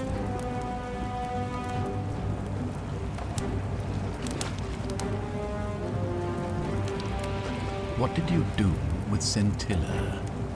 Where is she? So that is how it's going to be. Oh well, this doesn't change anything for me. It's a shame, really, if you'd just done what you were supposed to. You'd have been looping through time forever until you gave up and killed yourself, just like that soft-hearted pleb Al.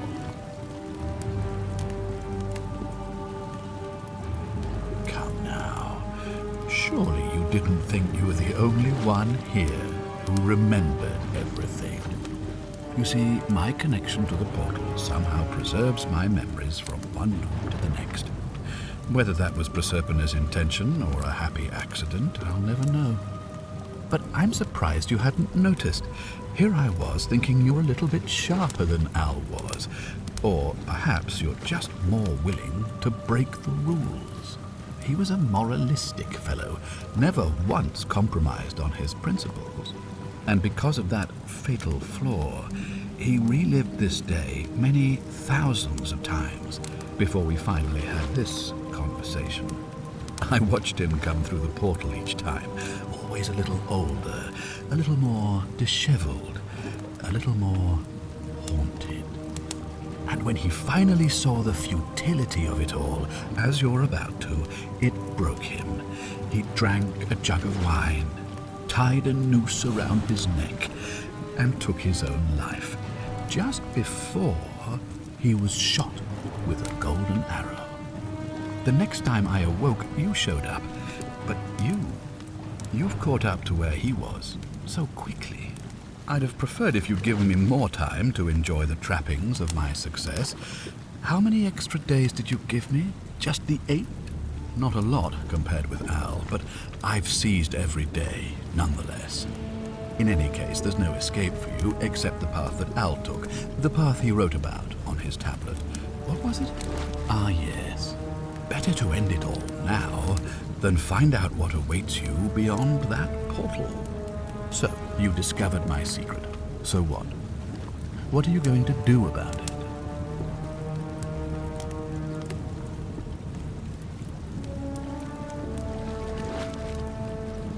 Of course.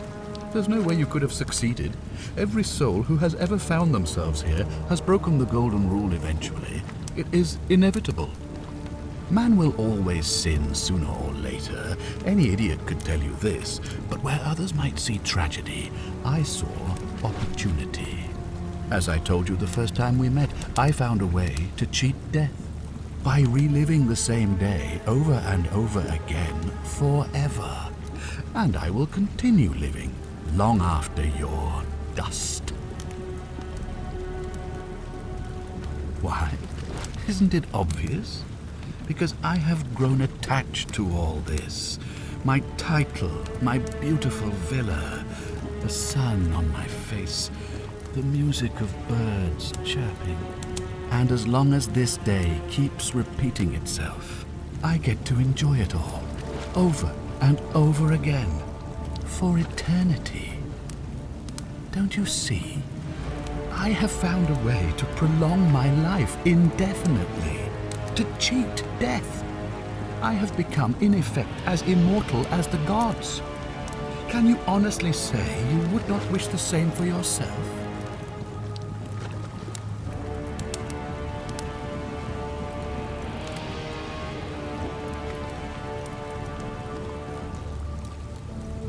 Do you really think you can take on a Decurion with that flimsy little bow? Who? Scintilla? Where is she? I'm right here, Father.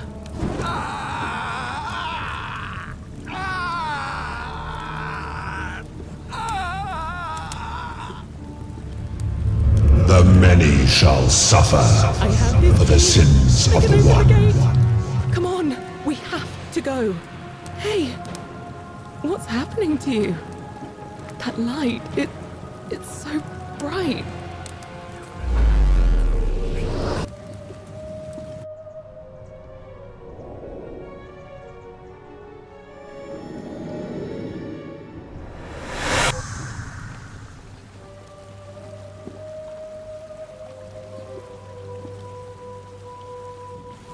Hi there. Gave me a bit of a fright. Thought I was in here alone. I'm Al. Well, here I am. I'm sorry, I didn't catch your name. Really? That's strange. I was just reading an old tablet I found here. Well, trying. My Latin is kinda rusty, but the last entry mentioned someone with the same name. It described an event about 2,000 years ago. Someone with your name appeared in the city out of the shrine of Proserpina. Freed an imprisoned woman named Scintilla, who then murdered her captor, breaking some kind of ancient law. It said the attack caused golden statues to come alive, hunting down everyone in the city and turning them into gold. Apparently, the only person to survive was Scintilla, while the stranger disappeared in a flash of light. I didn't for one moment think it was, but the way you say that makes me wonder. I mean, how many people with that name could there be in this place? I don't understand how you could have been here 2,000 years ago.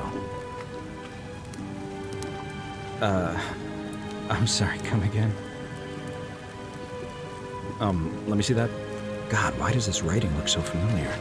I've spent a lifetime in this place going around and around in circles. This is disturbing, but I don't understand how I could have written it. I'm not following. So you're saying, because a man from 2,000 years ago is dead, he never created a time portal, so I never went through it, and that's why I don't remember any of this. I guess you saved my life then, as well as helping that poor woman to escape. That's a lot to take in. Maybe we can escape through the same aqueduct Scintilla used, if we can find it.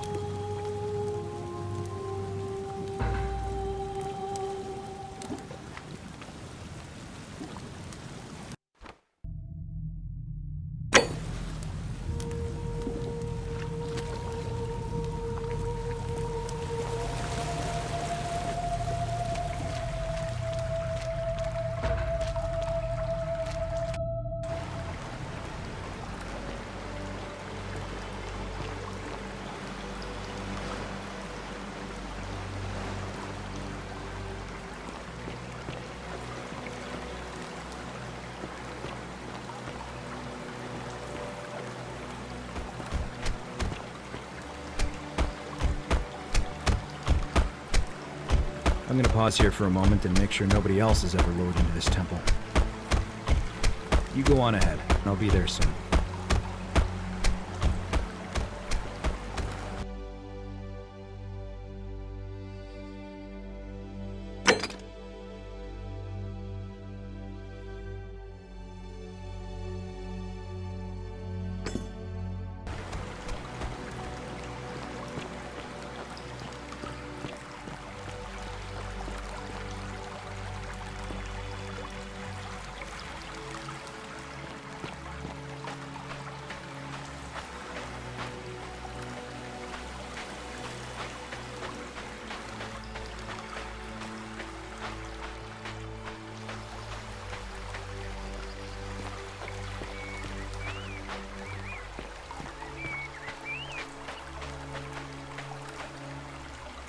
You're back!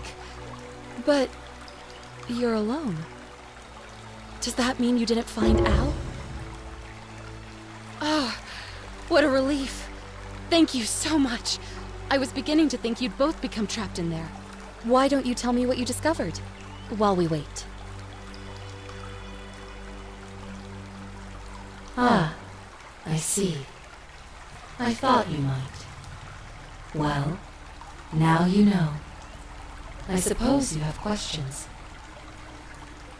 You can just call me Charon, if you like. I am sorry I was not completely honest with you when we first met. I do not enjoy deceiving people. Believe me, I do not. But I have learned, from 5,000 years of experience, that most people find comfort in familiarity, in gradual change, and coming to see the truth in their own time. That you died, of course. You were dead when I brought you here. My role, as the servant of the god of the underworld, has always been to assist the chosen to cross the threshold from the land of the living to the land of the dead.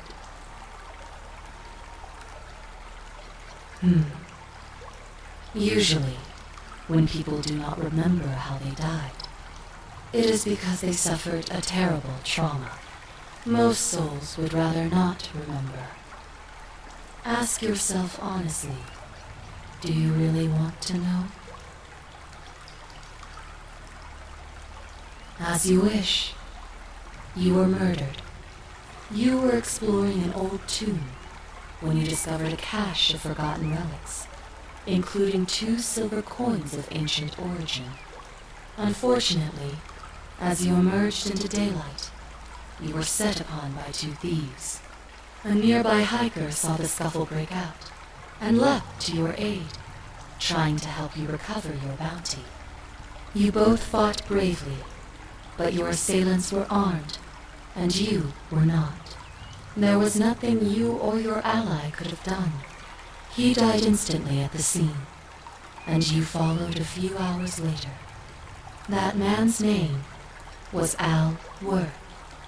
You were each in possession of a sacred coin, called Charon's Opal by some, and so it was my duty to bring you here.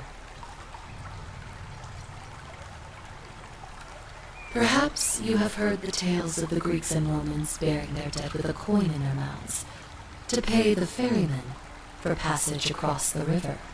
Well, those stories contained a seed of truth, but not any coin would do.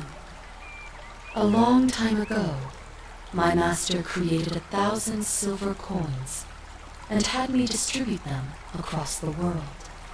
My orders were simple. Whenever a person died in possession of a coin, I was to locate them and ferry them here. That is a question you would have to ask him, if that were still possible, in light of the path you have chosen. I am just his servant, doing his bidding. Only now, I find myself bereft of purpose. You see, the coins on you and Al were the last of the 1,000 in existence. There is nobody else to ferry here, nobody to keep you company. After 5,000 years, the underworld has finally run its course.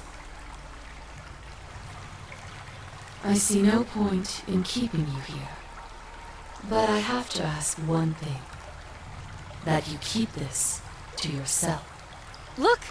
Here comes Al now! Al! It's so good to see you. You were gone so long I thought I'd never see you again. Kinda lost track of time in there. You wouldn't believe what we found. The ruins of a long-forgotten city. And there was a tablet describing an event 2,000 years ago. Supposedly, the city was destroyed when a woman murdered a tyrant with the help of, well, my new friend here. I know how crazy that sounds. Maybe not that crazy. That woman. I don't suppose her name was Scintilla? How could you... What? She left a tablet of her own. I stumbled across it while I was waiting here. I think she meant for you to read it. Here, take a look.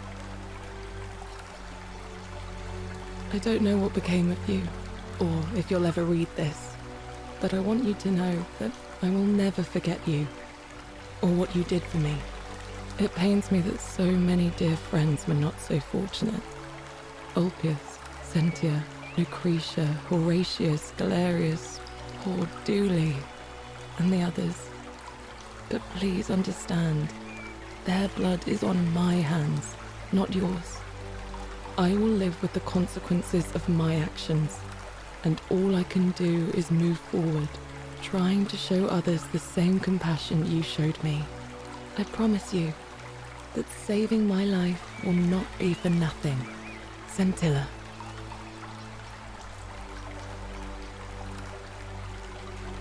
Sounds like you meant a lot to her. I'd love to hear your story, but first, you two look exhausted. Why don't you hop in my boat and rest while I ferry you back to civilization? Sounds good to me. And you? Are you ready to go home?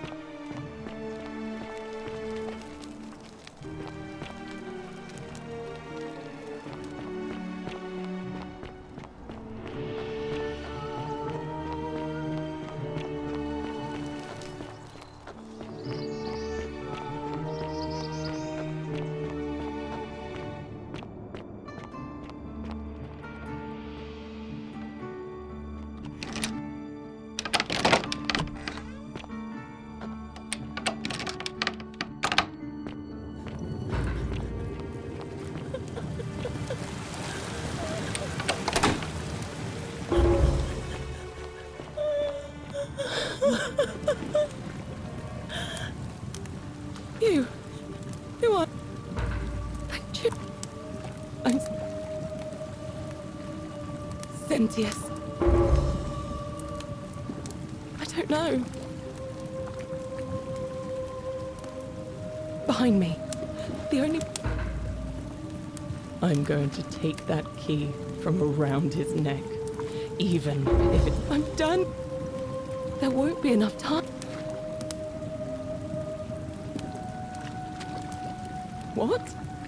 No. I hate you. I spit on you. I hope Dis drags you to Tartarus.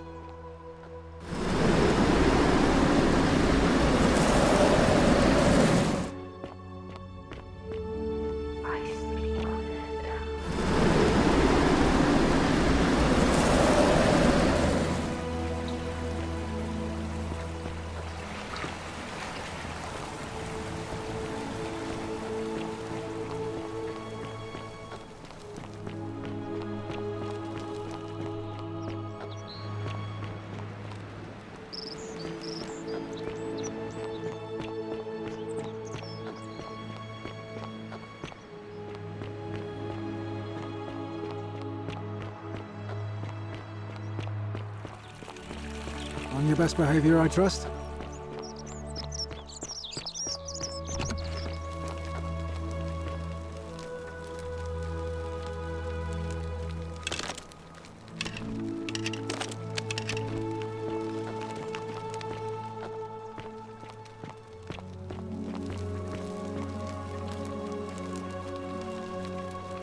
We're finally alone.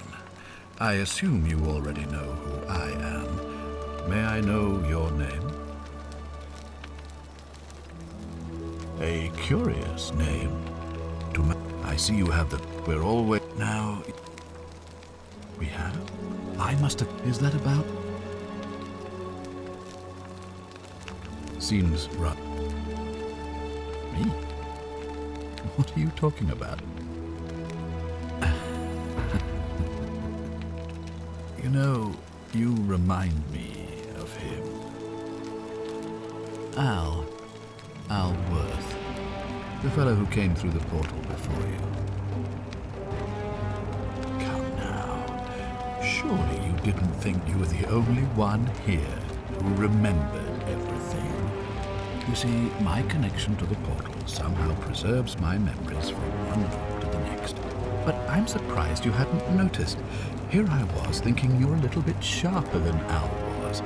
Or perhaps you're just more willing to break the rules. He was a moralistic fellow, never once compromised on his principles. And because of that fatal flaw, he relived this day many thousands of times before we finally had this conversation. I watched him come through the portal each time, always a little older, a little more disheveled, a little more haunted. And when he finally saw the futility of it all, as you're about to, the next time I awoke, you've lived through the day, what, 9 times? Most impressive. And yet everything you've done has been in vain, because there's no escape. Except the path that Al took, the path he wrote about on his tablet. What was it? Ah, yes. Best to take your own life now. So, you discovered my secret. So what? What are you going to do about it? Why? Isn't it obvious? Because and as long as this day, I have found a way to prolong my life. And why would I agree to that? You might want to think that through. If anyone so much as touches me, everyone dies.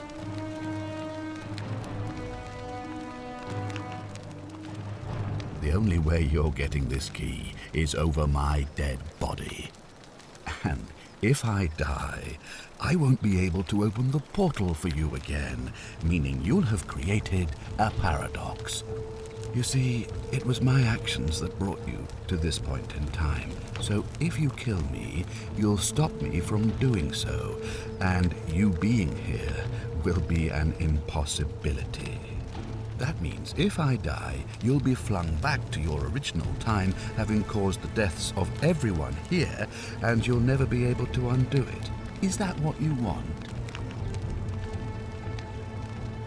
I certainly hope not. In fact, I want it to go on and on forever, until you wither and die like Al did, and the gods send yet another useful idiot to extend my life for me. What are you going to do? Beg the gods for help? They don't care about you, and neither do I. Now, get out of my villa. I'm bored with you.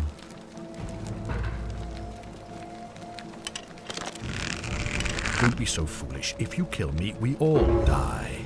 And if I die, I won't be able to open the portal for you again. You see, it was my... That means... Now, get...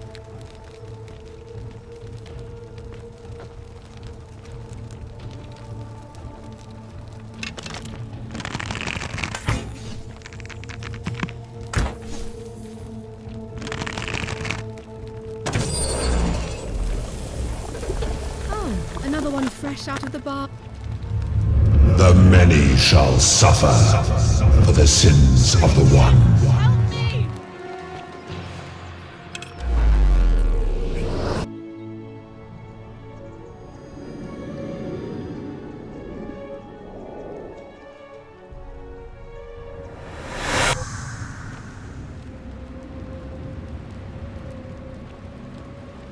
Oh. Hi there. Gave me a bit of a fright. Thought I was in here alone. I'm Al. Well, here I am. I'm sorry, I didn't catch your name. Funny you should ask. I was just reading an old tablet I found here. Well, trying. My Latin is kinda rusty, but the last entry mentioned someone with the same name. It described an event about 2,000 years ago. Someone with your name appeared in the city out of the shrine of Proserpina and murdered a local magistrate, breaking some kind of ancient law. It said that the voice of a furious god rang out, and the ground trembled and statues sprang to life, firing arrows at the city's inhabitants. Apparently, as the citizens screamed and died in pain, the stranger just vanished in a flash of light. What? You're saying you were here 2,000 years ago? I'm not sure I understand. I'm sorry, come again? Let me see that. God, why does this writing look so familiar? I've spent a lifetime in this place going around and around in circles. This is disturbing, but I don't understand how I could have written it. I'm not following. So you're saying, because a man from 2,000 years ago is dead, he never created a time portal, so I never went through it, and I guess, so what you're to let me die all over again. You saw the tablet. I spent a lifetime searching for a way out, and never found one. I can't see how I could possibly find one now, so it seems like we're both gonna die here. A mistake? You murdered a man in cold blood, and now there's a city full of dead people. And it's only a matter of time before we join them. I guess all those old Latin inscriptions were right. Pro peccata unius multis dolabunt. The many shall suffer for the sins of the one.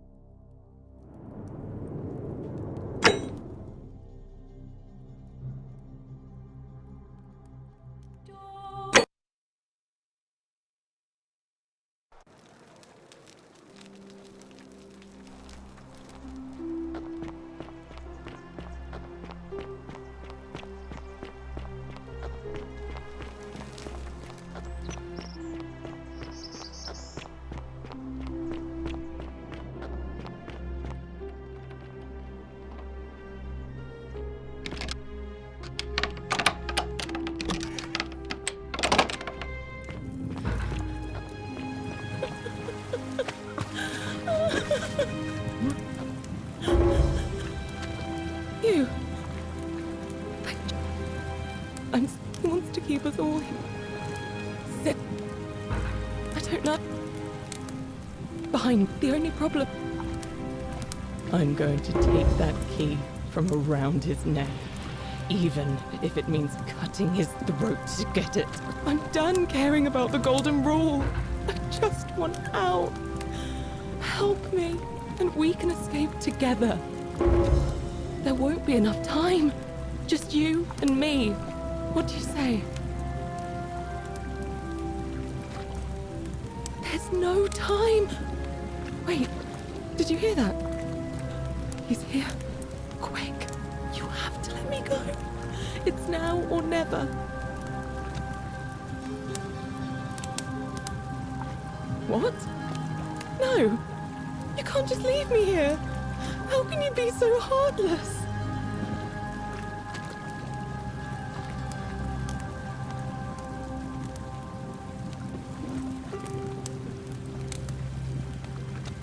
It's no use. You'll never persuade him of anything. I'm telling you, he's a monster. Please. You're making a mistake.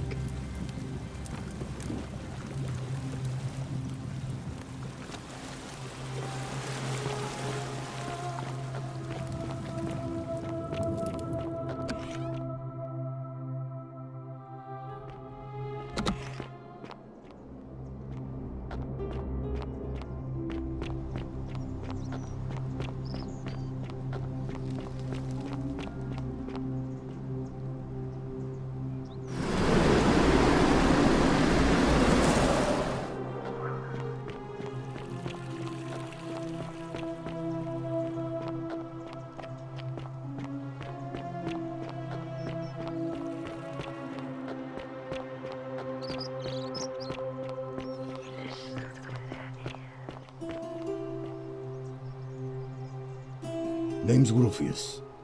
Better watch your step. Whatever.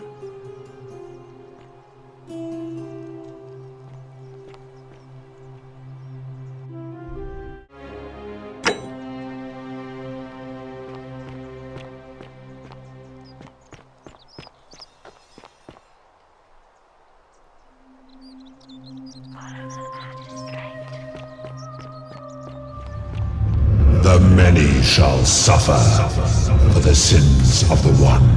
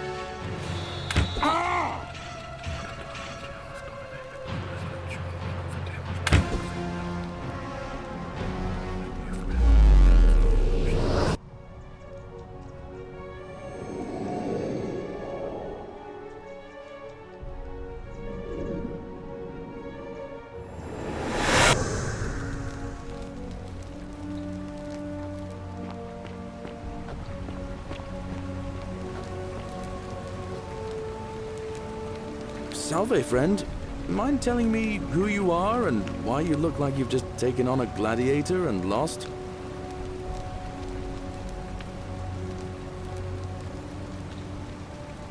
What? That's a big ask. But something tells me you're not kidding.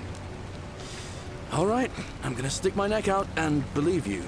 But I doubt I'll be able to gather more than a handful of people.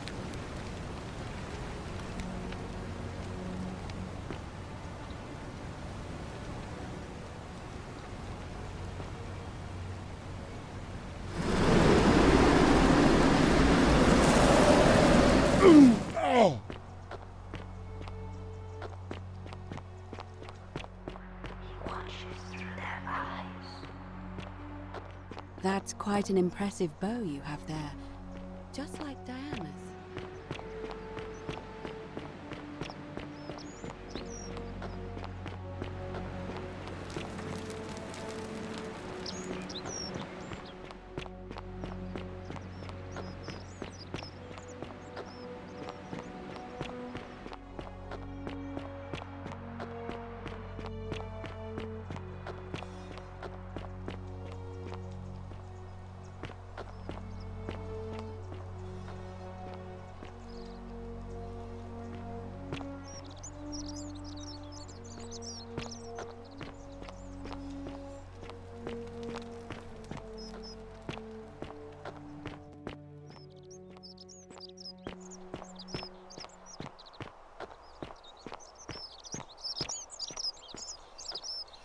How'd you do?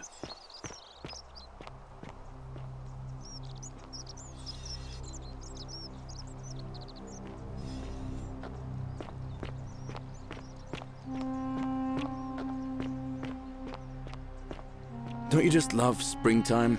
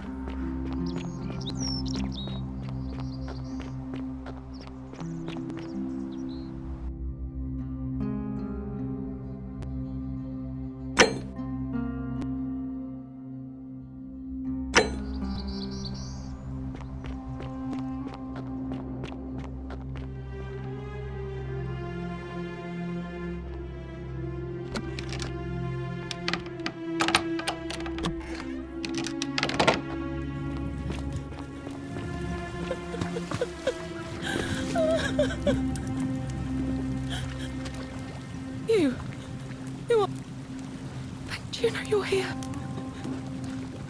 Wait, what? God, am I going out of my mind? Are you going to let me go or not?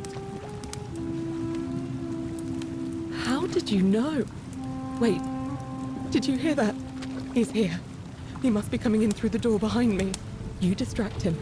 Stay right here and keep him talking while I look for something I can use.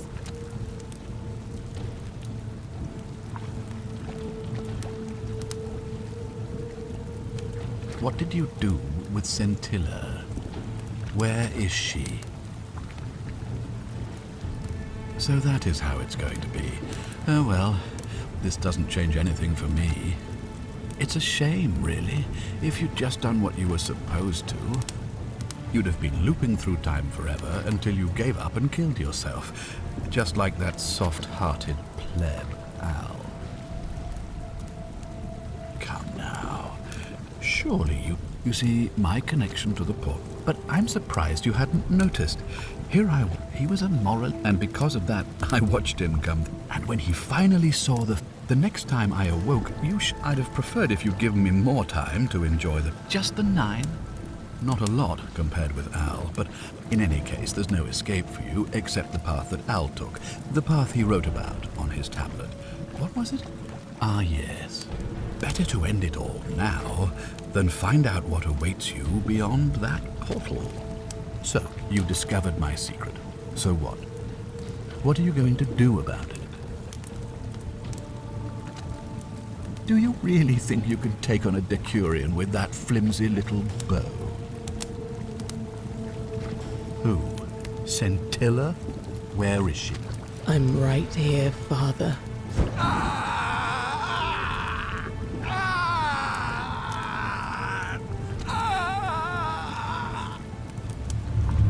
The many shall suffer for the sins of the one. Come on, we have to go. The other should be right behind us. Hey, what's happening to you? That light, it's so bright.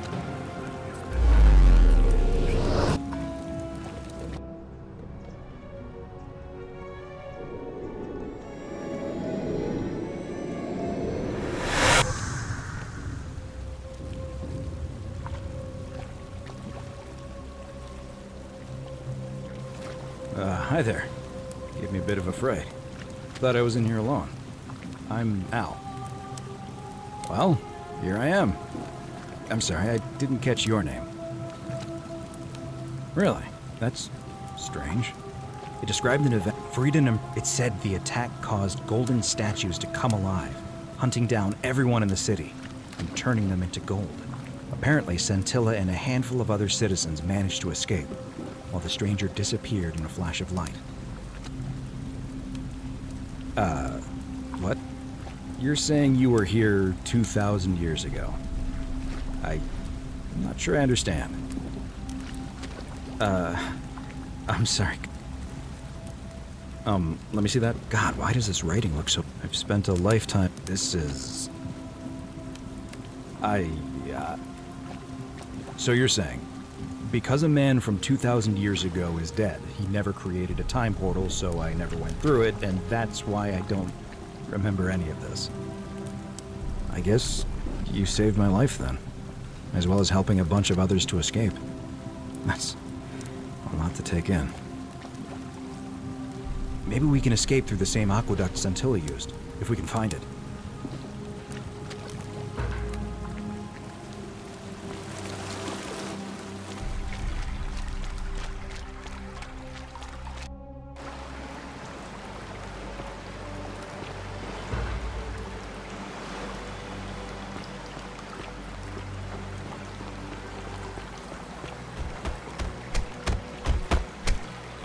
I'm gonna pause here for a moment and make sure nobody else has ever lured into this temple.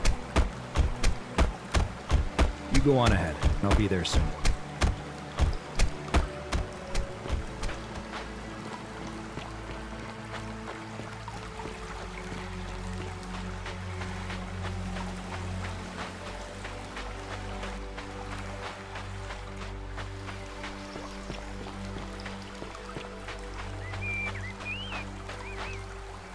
You're back! But You're alone.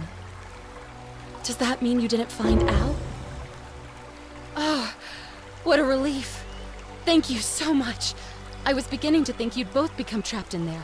Why don't you tell me what you discovered while we wait? Really? Sounds amazing. And did you... Oh, look! Here he comes. Al!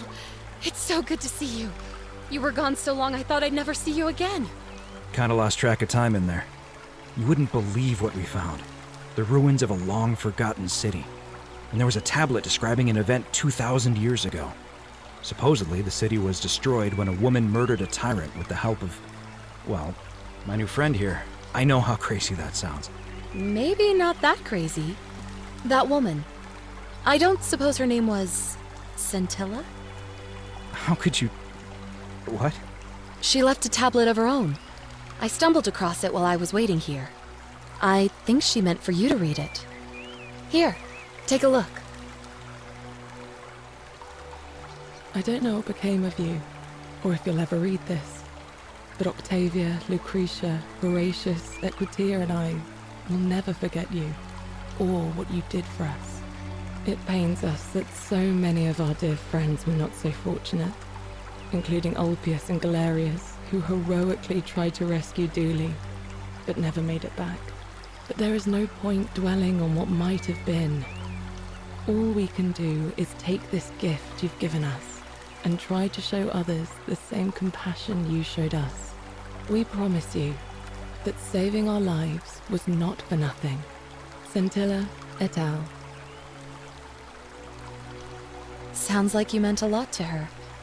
I'd love to hear your story, but first, you two look exhausted. Why don't you hop in my boat and rest while I ferry you back to civilization?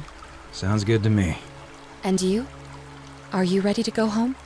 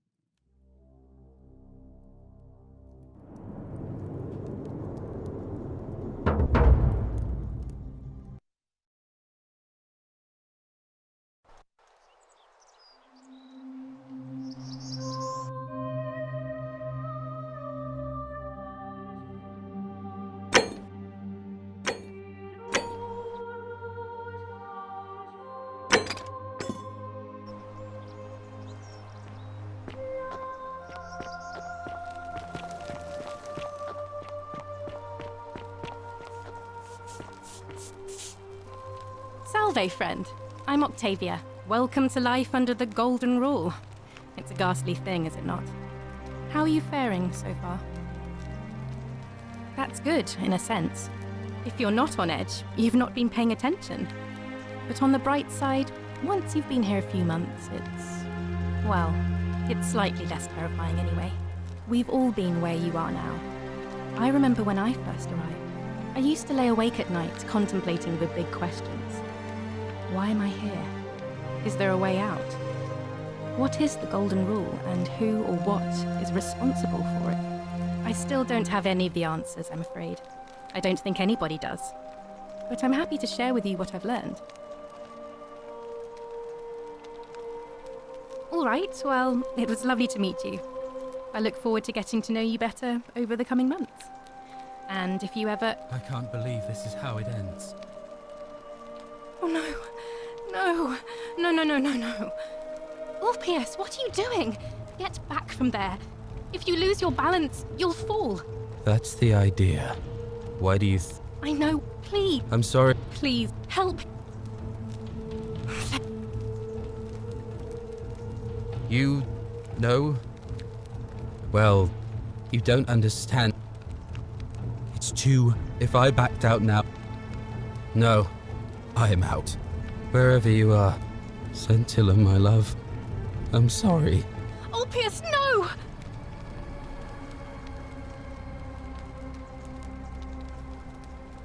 I can't believe... I'll have to let everyone know what happened, and I'd best pray for poor Ulpius.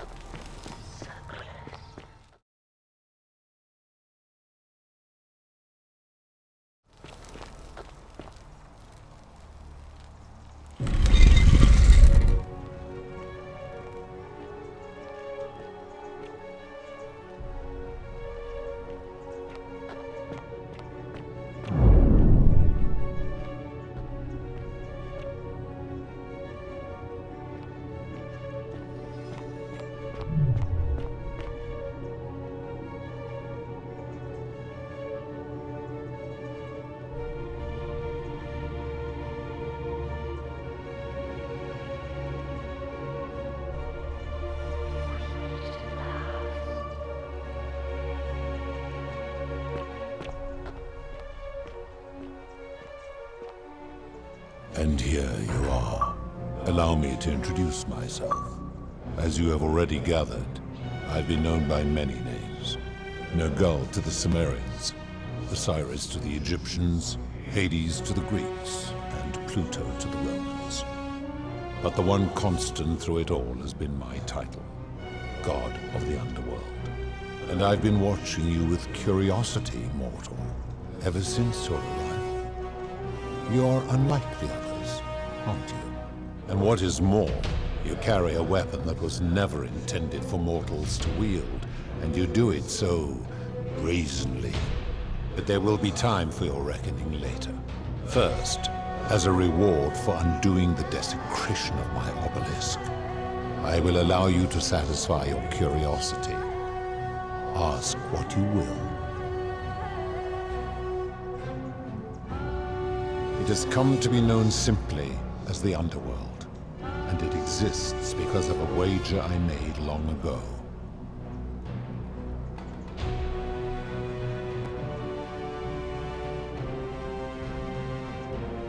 That is a long story, one that began over 3,000 years ago and continues to this day. You see, long ago my kin and I set out from our home on Elysium to search for other forms of life among the stars. We discovered your planet and witnessed your kind evolving from primates into something lawless and barbaric. You all but destroyed yourselves, your 2 short lives being extinguished by violence and ignorance and disease. Yet Proserpina saw raw potential in you, and persuaded the rest of us it would be squandered without our intervention and stewardship. So we revealed ourselves to your people in a place called Sumer. We offered guidance in agriculture, toolcraft, and law, and you called us gods. For a time you flourished, but soon you were too many for us to oversee. And as you spread from that cradle of civilization, we saw something disturbing. We had sown the seeds of dependency and confusion, And soon you returned to your old ways of violence and ignorance, this time in our name. My kin had seen enough and gave up on your kind, condemning you as barbaric and chaotic, scarcely more than animals. We began preparations to return to Elysium, our home world, a utopia unspoilt by conflict and unimaginable in its beauty. But my Proserpina could not bear to abandon your kind without guidance, and knowing it would force the rest of us to leave her behind, she made an extraordinary sacrifice. She gave up her immortality to descend permanently to the ranks of humankind. And so she began her inescapable trajectory toward death. Horrified, I acted swiftly. I placed her in suspended animation in a deep frozen sleep to prevent age and sickness from claiming her. And then I pleaded with Proserpina's father, who the Romans called Jupiter, to bring her with us to Elysium. It was and is my hope that once there, we might one day learn to undo what she has done to herself. But he refused. I did everything I could to persuade him, but he would not relent. He would rigidly uphold his final pronouncement. Humans were unworthy of ascension to Elysium, and no exceptions would be made. But seeing that I was aggrieved, he proposed a wager, the terms of which were as follows. If even one human city could prove itself capable of living without sin for a single year, then Proserpina and all of humanity would be permitted to join us in Elysium. My part would be to remain behind, the last of my kind, to watch over you without interfering, and to sit in silent judgment. And so my reward has been to languish here, enduring a 3,000-year winter, waiting for the day your kind proves itself worthy of her faith in you, so that I might take her with me to Elysium and unthaw my goddess of springtime. And here I am, after all this time, still waiting. As the first wave of your kind arrived from Sumer, I had them build a city in their own fashion, so that they might be comfortable and recreate their lives here. I had them build the entrance as a vertical shaft leading to baths, to cleanse them of the sins of their former lives, and to prevent escape. I watched wave after wave of Sumerians arrive, and as their civilization declined over the centuries, they were replaced by Egyptians. Of course, believing themselves to be the superior civilization, the Egyptians promptly built over what had been built before, and made all the same mistakes. After another 1,000 years, the Greeks began to arrive, and then the Romans, and they all did the same thing. They built upon the underworlds of their predecessors, renamed their gods, and ensured their foundations were forgotten. There were also gods who, like me, have been known by many names, but perhaps you knew them by their Roman names. Our leader, Jupiter, as well as Neptune, Saturn, Juno, Minerva, Mars, Venus, Apollo, Diana, Vulcan, Vesta, Ceres, and of course, my beloved Proserpina. To ensure the wager was fair, it was important that my subjects were chosen at random. To this end, I had my servant distribute 1,000 tokens fashioned from silver, a rare element at the time, across all of Sumer. Whoever died while in possession of one of them would be located by my servant and ferried to this place, with no memory of how they arrived.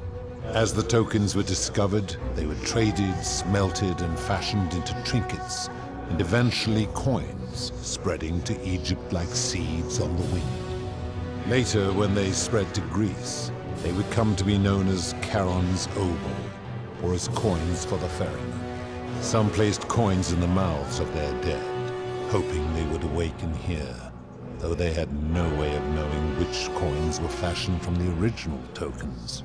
In fact, almost all of the tokens are accounted for. Only 2 remain. And so after this wave destroys itself, as it is destined to do, your kind will have squandered the last of its potential to ascend beyond this rock, and Proserpines along with it. It is a regrettable story. One of the first men who came to this place was a king of Sumer and a troublemaker. To be rid of him, I returned him to his people, on the condition that my servant erased his memories of this place. But the erasure did not take completely, and he told stories of this place as if describing memories of a dream. His tales were committed to writing, which came to be known as the Epic of Gilgamesh, and his words were twisted and distorted over generations. Later, the Egyptians would adapt Sumer's stories of the underworld, making them wildly intricate and labyrinthine. Their Book of the Dead and Book of Gates bore less and less resemblance to this place in their priests' pursuit of profit. Then, when the Greeks began to arrive, they proved far more cunning, and in a series of incidents that will not be repeated, 5 of them escaped. A warrior named Heracles, 2 kings named Sisyphus and Theseus, a poet named Orpheus, and a Trojan named Aeneas. They each told embellished tales of this place, how to get here, and how to escape. And so from Sumer to Egypt, Greece to Rome, your kind has always told each other stories about this place, though each story contained only a seed of truth. Of course, my story is many thousands of years long. You will need to be more specific. What do you wish to know? It is a matter of perspective. God is a label I was given by you mortals, not one I gave myself. Your ancestors revered me because to them, my knowledge and technology made me incomprehensibly powerful, just as you might seem so to an insect. But despite all that, there are rules even I must obey. My kin and I all adopted this form long ago, so that we might better understand and communicate with your kind. In time, we grew fond of the sensory delights it affords: desire, joy, ecstasy, even rage and sorrow, while an acquired taste can be addictive. No. Long ago I swore to Proserpina that I would remain in this form for as long as we remained among your kind. I must honor that. This is my beloved. Like me, she has been known by many names. Ereshkigal to the Sumerians, Isis to the Egyptians, Persephone to the Greeks, and Proserpina to the Romans. Or perhaps you might know her as the goddess of springtime, the cycle of life and renewal.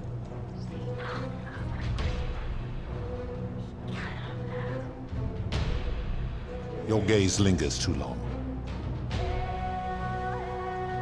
That is my servant.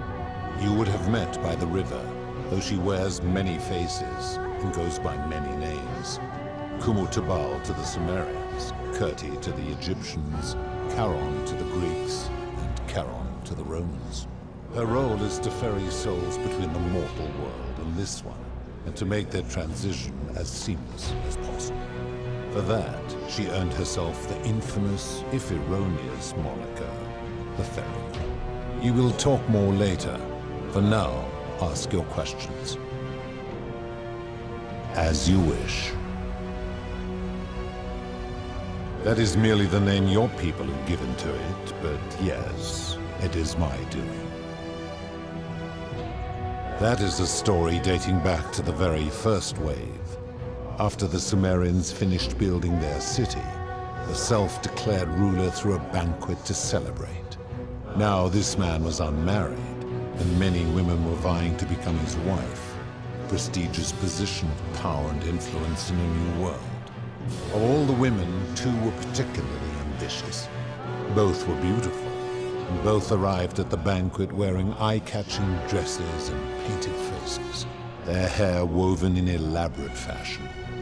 The first woman, recognizing that she would require an advantage to win the ruler's affection, draped herself in jewelry, ornate necklaces, bracelets, and rings fashioned from gold.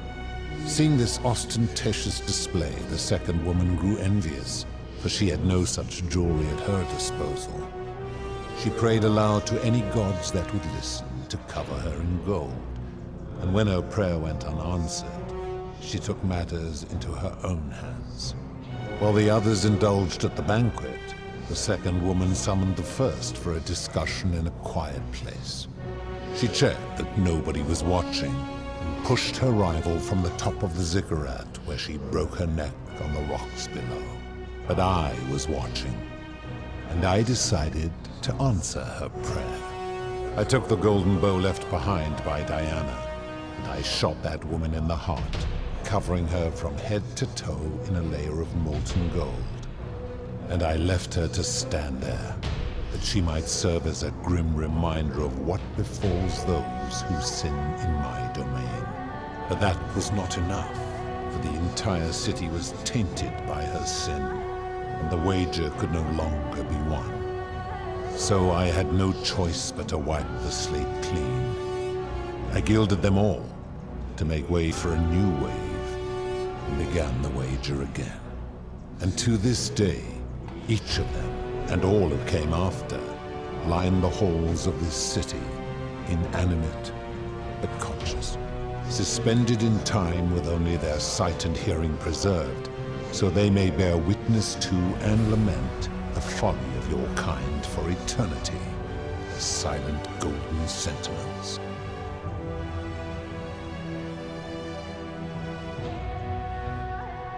When my kin departed, they left behind many relics which I inherited. A consolation prize of sorts. The golden bow originally belonged to one of my kin, who the Romans called Diana. As my collection of golden statues grew, I chose the most ferocious among them, and equipped them each with a duplicate of her bow, and tasked them with hunting down the Forsaken at my behest. They became known simply as Furies. I give your kind a second chance at life, as well as ample warning about my law. And when you disobey, and you always disobey, you force my hand, bringing terrible suffering upon yourselves. And so you ask if I am the one destroying your lives. And I say, no, you destroy yourselves. I am merely the means by which you do it. I've always considered that the cornerstone of morality is the ability to determine right from wrong on one's own. No attempt to lay out rules like your Code of Hammurabi or your 12 Tables of the Roman Republic can ever cover all possible scenarios.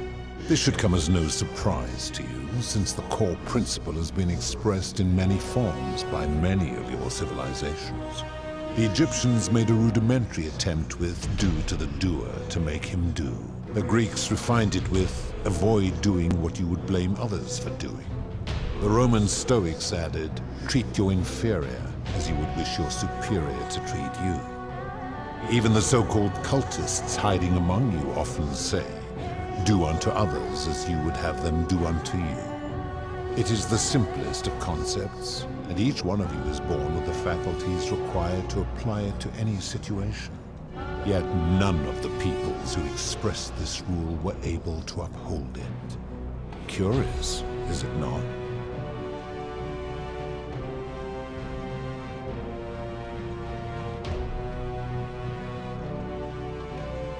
Enough. You clearly know nothing. I'm able to commune with all of the statues in the city. Their ears are my ears, and their eyes are my eyes. If she was still conscious, I suppose she could, but she's not. Why do you ask?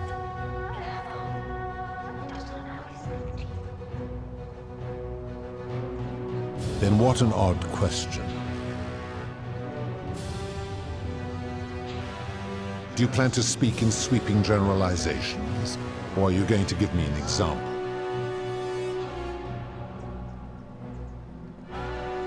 The merchant. How is that inconsistent with the rule I've outlined? I disagree. Having watched this merchant, that is precisely what he would expect from others, and he would be quite capable of paying the price anyway.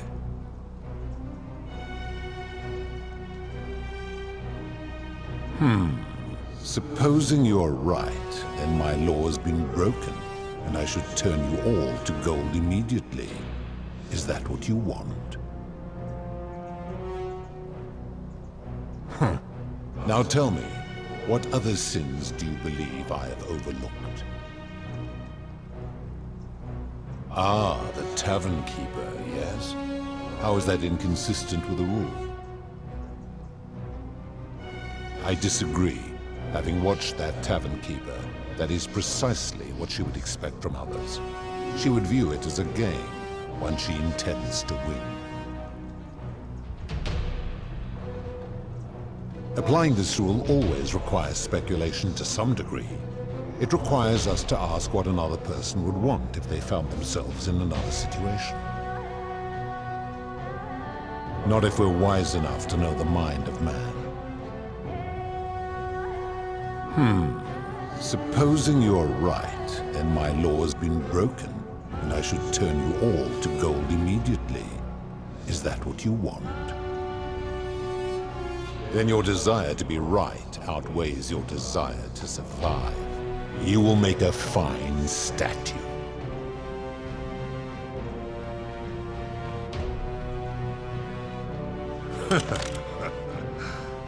Do you really think you can wound me, a god, with that primitive weapon?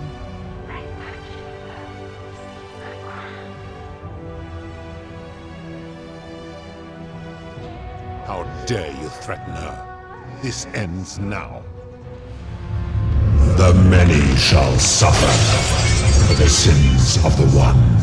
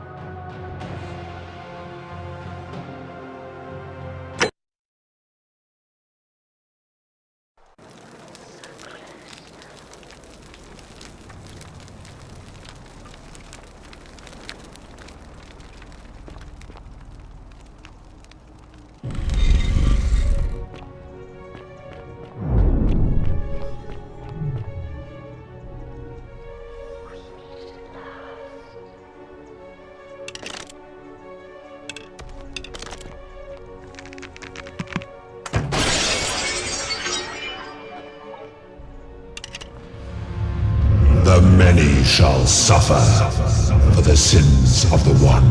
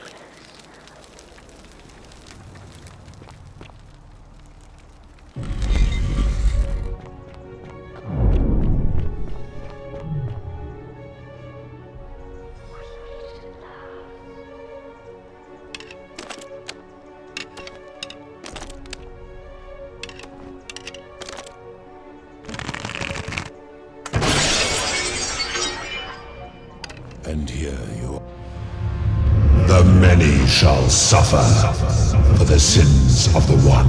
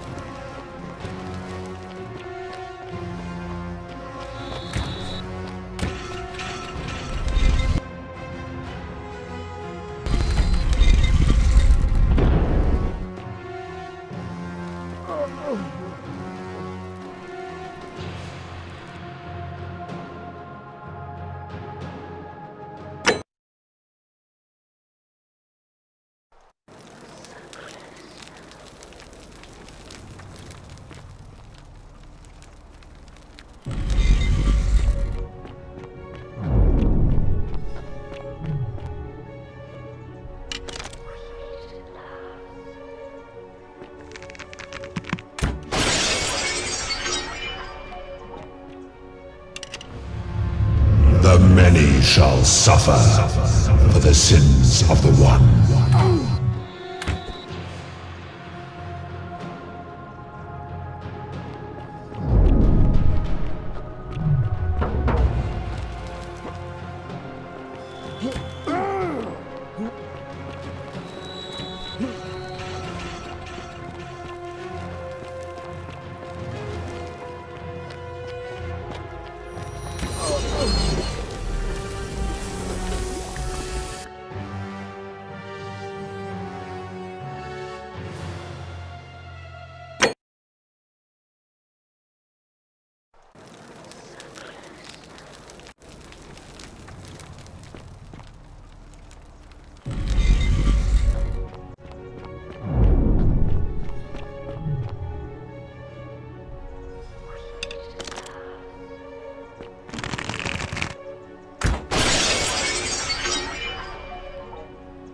And the many shall suffer for the sins of the One.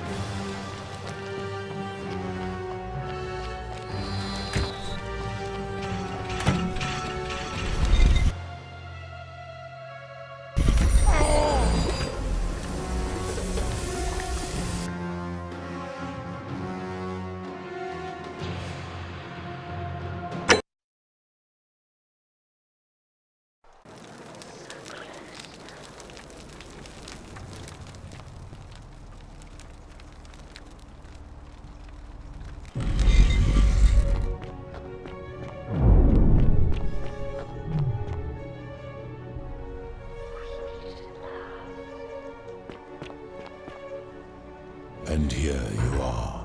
Allow me to introduce myself. No go, but...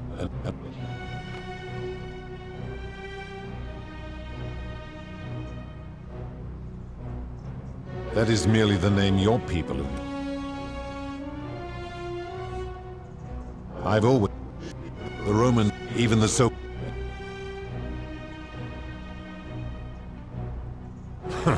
For you, perhaps. Do you plan to speak in sweeping generalizations? Or are you going... Ah, yes. The debt bondsman. Taking one's own life is a self-directed act. It is not one that is done to others, however they may be affected by it. Therefore, it cannot be said that one who commits suicide has done anything unto others. Supposing you're right, then my law has been broken, and I should turn you all to gold immediately. Is that what you want? Now tell me, what other sins do you believe I have overlooked?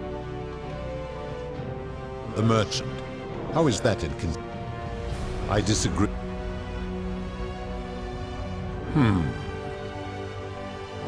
Now tell me. I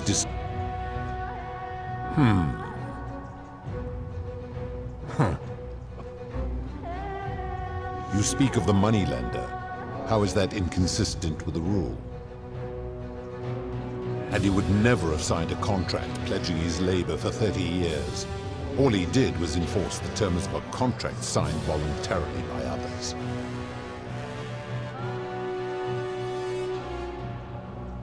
Ignoring your irritating sense of moral superiority, this is interesting. I'm curious, how do people escape poverty where you're from? I see. And how long might it take such a person to repay their debt? I fail to see how your system of loans is significantly different to a debt bondsman signing over his labor for 30 years. Supposing you're right, then my law has been broken, and I should turn you all to...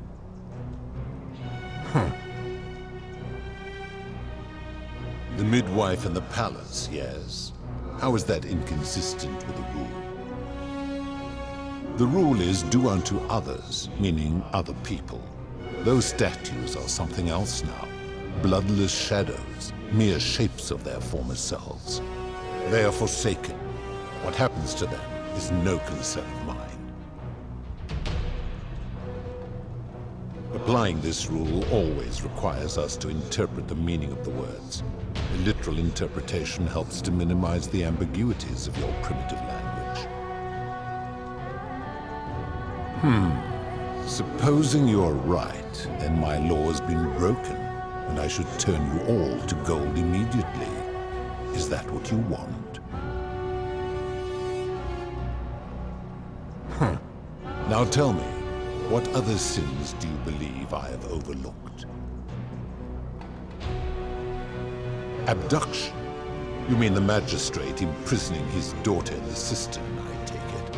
He did so because she sought to escape, a sin I take particularly seriously. Better that he stops her from escaping, albeit brutishly, than I have to wipe out this entire city to punish her. Wouldn't you agree? Supposing you're... Now tell me. Do you honestly think you could do better?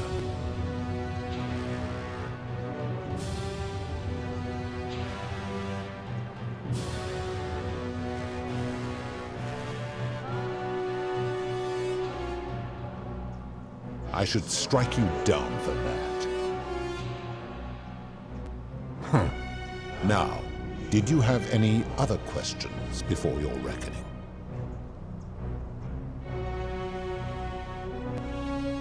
Do you plan to speak in sweeping generalizations? Do you honor... Then you are a fool. But what else did I expect from a mortal? Now, did you have any other questions?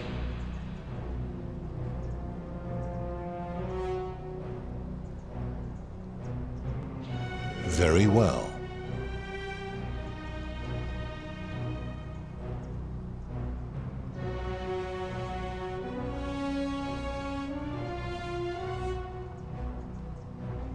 My story is many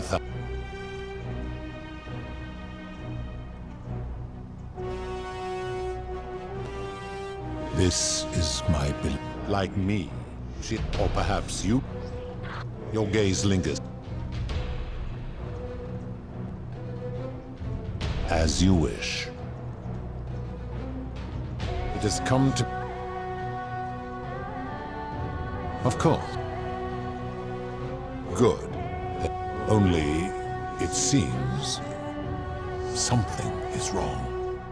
It has long been within my power to see to the hearts of mortals and weigh their deeds in life. But when I peer into you, I see only a blank slate, as if you did not exist until you appeared in this city. How is this possible? Charon, where did you find this one? I do not remember ferrying you. How did you come here? If that is true, then I sense the intervention of someone powerful. How did you come to be in this time, mortal? Who brought you here? He cannot know.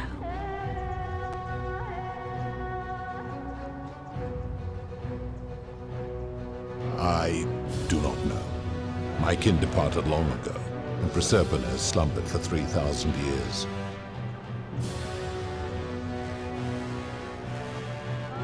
Tread lightly, mortal. Enough of this. It seems I will need to put your reckoning on hold for now. But answer this. Why have you come here? What is it you seek?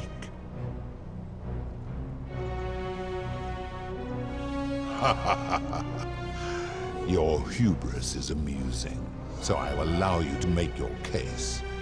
But I warn you, if you anger me or waste my time with lies or wrong-headed arguments, you face death here. So, tell me, why should I put an end to the so-called Golden Rule?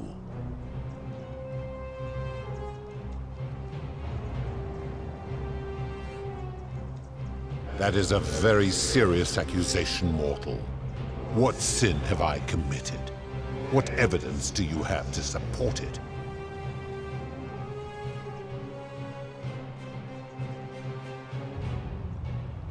Every one of those people was guilty of failing to ensure their peers lived virtuously. They failed collectively, and so they were punished collectively. The Romans understand this, as did the Greeks before them.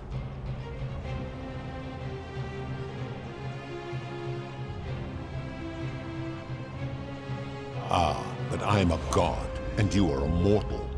Why would you expect me to treat you as I treat my own kind? You are not a peer. You are not a respected equal. Let me ask you this. Do you treat insects as you wish to be treated? Do you care for their well-being as you would your fellow man? Do you ensure they have food and shelter and protection from predators? Do you give them rights?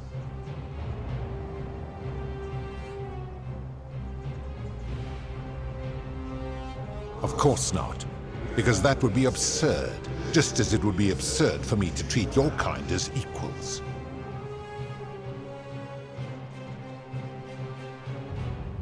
My love for her does not mean I am not superior, now that she is mortal.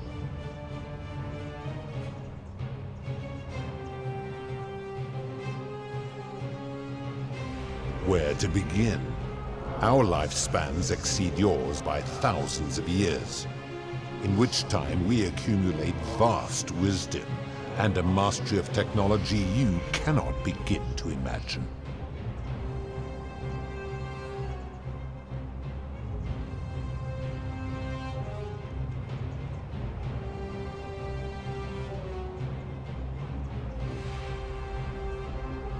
Because that is the source of our power over you.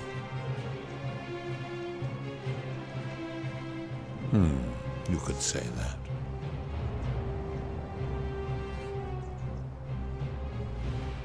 My kin have no superiors.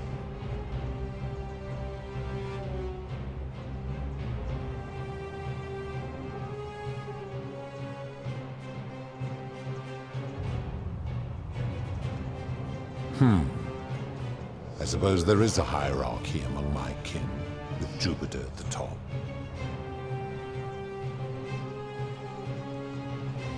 Make your point, mortal.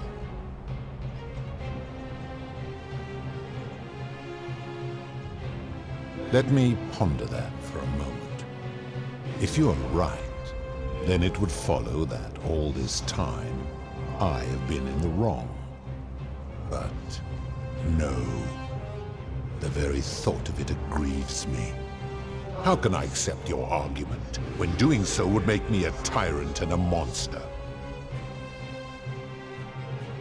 Your hubris grows tiresome. You will make a fine statue.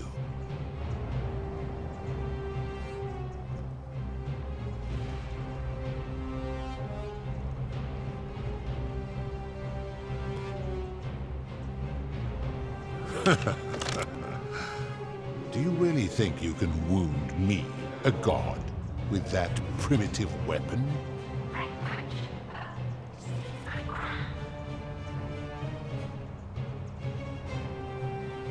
How dare you threaten her? This ends now. The many shall suffer for the sins of the one.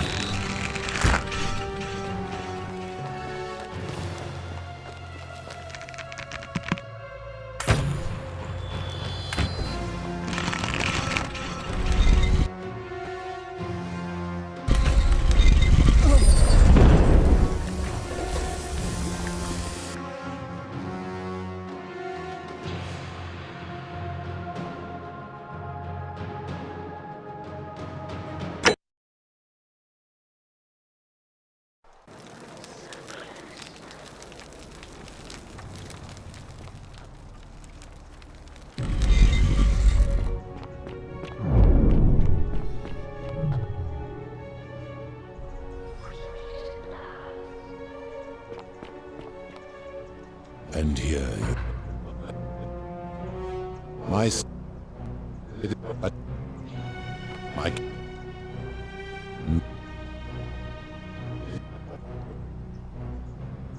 that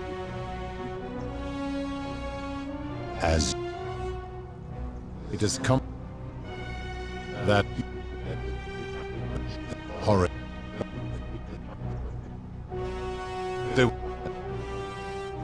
as the to it.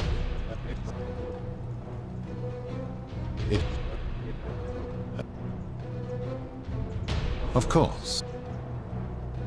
That is merely the that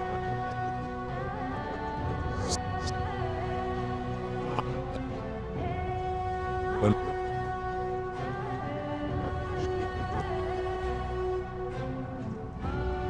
enough. If she was still conscious. Do you plan to blood? Now, the merchant. I disagree.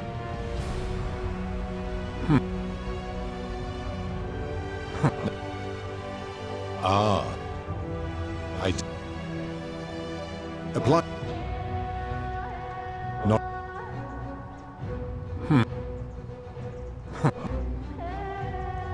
You speak of the money lend. And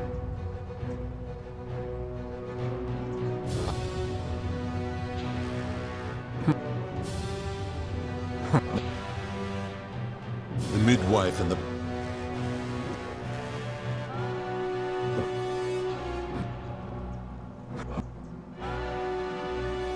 abduction.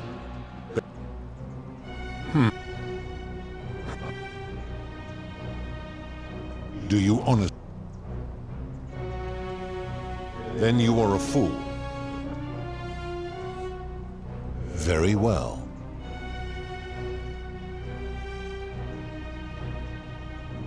That is merely the...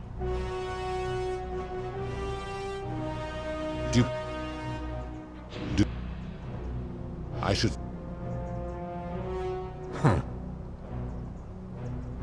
Very well. Go.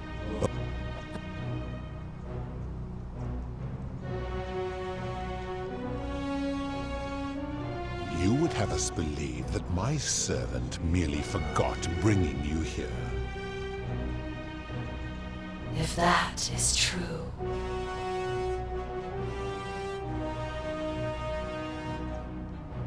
Impossible! No mortals possess such power. Not yet, but I will learn the truth. Enough of this. It seems I...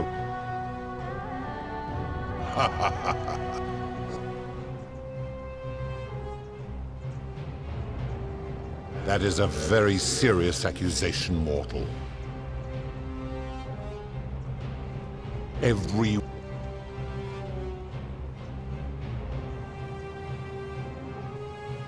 Ah, but I'm a god.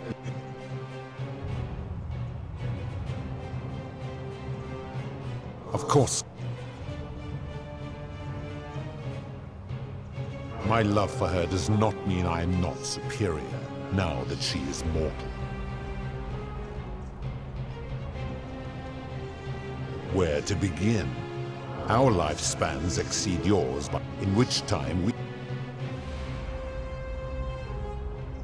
It would be most unwise to get ideas about attacking me. Because that is the source of our power over you. You could say that. My kin have no superiors. That is true. Go on. Make your point, mortal. Let me ponder that for a moment. If you are right, then it would follow that all this time I have been in the wrong. But no. The very thought of it grieves me. How can I accept your argument when doing so would make me a tyrant and a monster?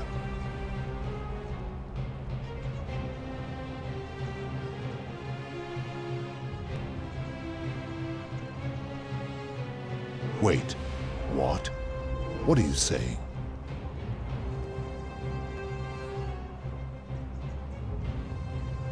You have spoken eloquently, and yet, if what you say is true, it follows that my wager was fatally flawed from the beginning. But that would mean Jupiter, Proserpina's father, who knew more about you than anyone, proposed a wager I could never win. Why would he do that?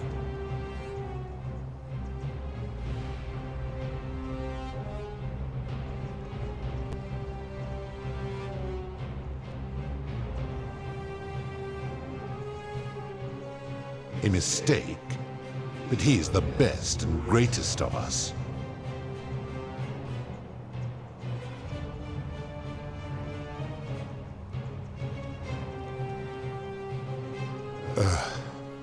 Your words sting me, mortal.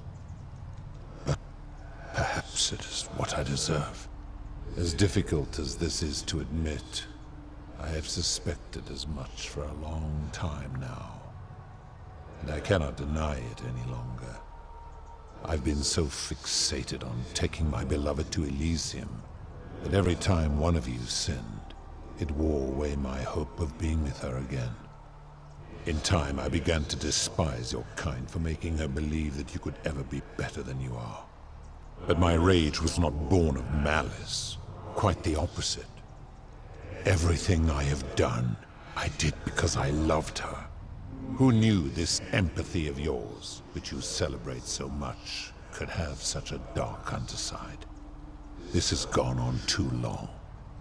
It is time for me to let go of this form, of her, of all of you. But know this, if I abandon the wager and leave for Elysium, neither she nor your kind may ever ascend.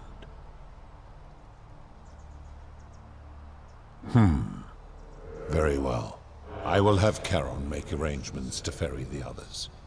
But as for you, be aware you will be separated from the rest. Once this exodus begins, the events that brought you to this moment will never have taken place, and you will have created a paradox. What will become of you is difficult to predict, but that is the risk you have taken by interfering in the natural flow of time. Now, are you ready? Farewell, mortal.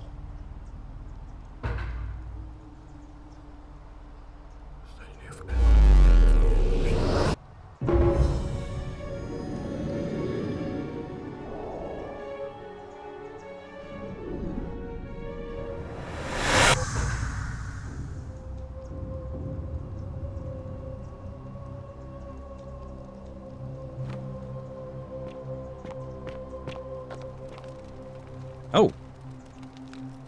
Hi there. Gave me a bit of a fright. Thought I was in here alone. I'm Al. Well, here I am. I'm sorry, I didn't catch your name. Know who you are? I barely remember how I got here myself. Oh, did that lady in the forest send you in here after me? I guess I lost track of time, learning about the history of this place, and it is extraordinary. I'm fairly certain you and I are the first people to set foot in this city for about 2,000 years. Fortunately for us, the last person in here was a Roman man named Galerius, who inscribed an account into a tablet. Apparently, there was a community of 20-something people trapped in here, and living in fear of a curse they called the Golden Rule. They believed that if even one person sinned, an unknown god would cast them all into gold, like the 1,000 people who'd lived here before them. Then, one day, just as Galerius had finished praying for a good harvest at the shrine of Proserpina, an oracle appeared and told him how to solve the ills of the city, and so on. Meanwhile, the oracle walked up to the temple of the mysterious god, this one right here, and demanded an audience. And the doors just opened up to him. Nobody knows what went on in there, but Galerius wrote the oracle must have been more persuasive than Odysseus, because the next thing he knew, the ground shook and the voice of that god rang out over the city.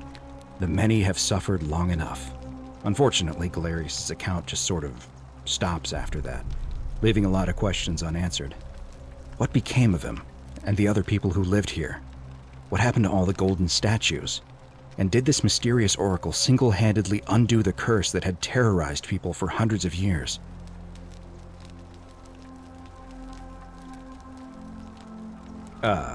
What? Oh, I see. For a moment there I thought you were serious. Anyway, I think I found a way out through the aqueduct that brought water into the city. Follow me.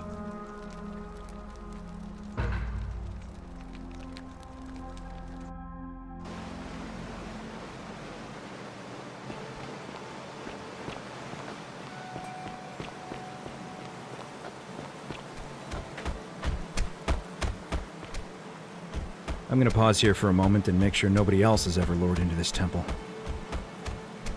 You go on ahead. I'll be there soon.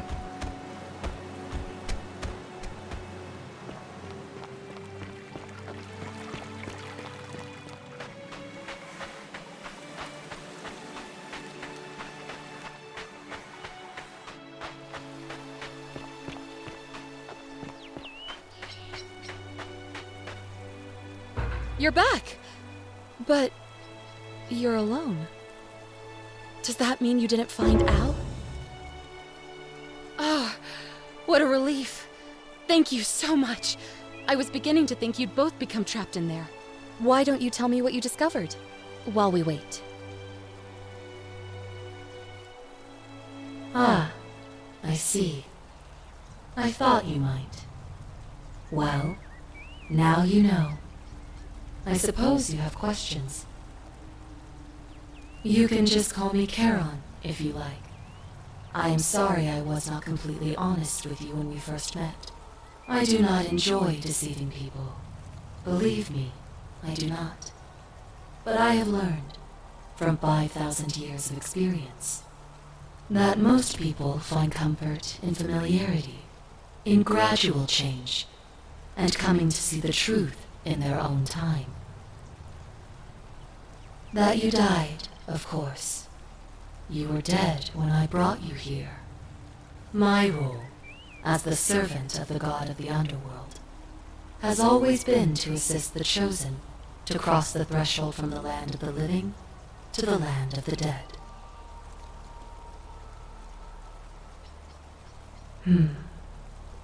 Usually, when people do not remember how they died, it is because they suffered a terrible trauma. Most souls would rather not remember. Ask yourself honestly, do you really want to know? A wise decision. All you need to know is that you and Al died in possession of a sacred silver coin. It means I am now bereft of purpose.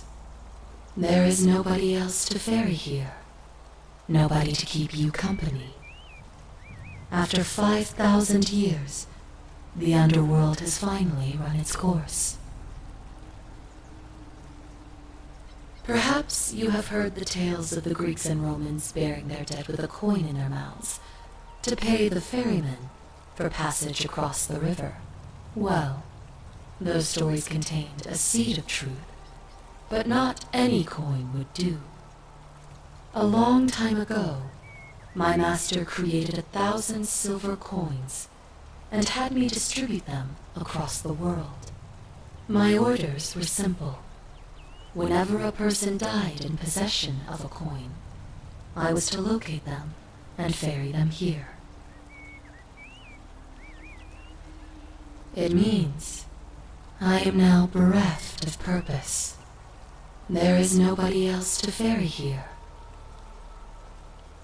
I see no point in keeping you here, but I have to ask one thing.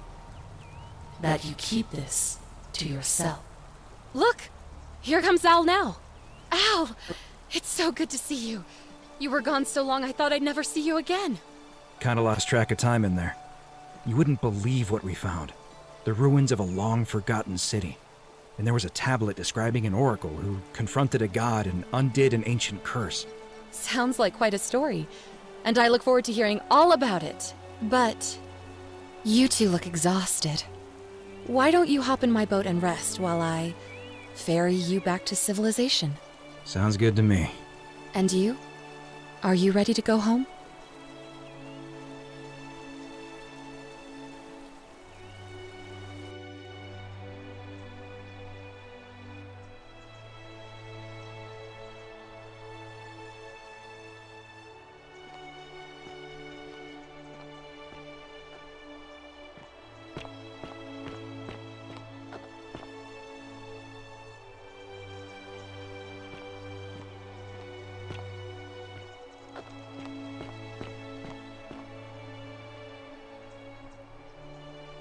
Hey, you made it. It's great to see you again.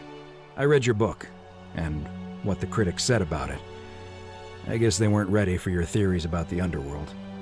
Anyway, after everything you've been through, I thought you might appreciate some good news. So after we got back to the real world, I started doing some research into the people mentioned in Galerius' tablet, and I found something strange. I'm sorry I've been so cryptic. I've been dying to tell you, I just really wanted you to see this for yourself. Why don't you head on down there? I'll catch up with you at the other end.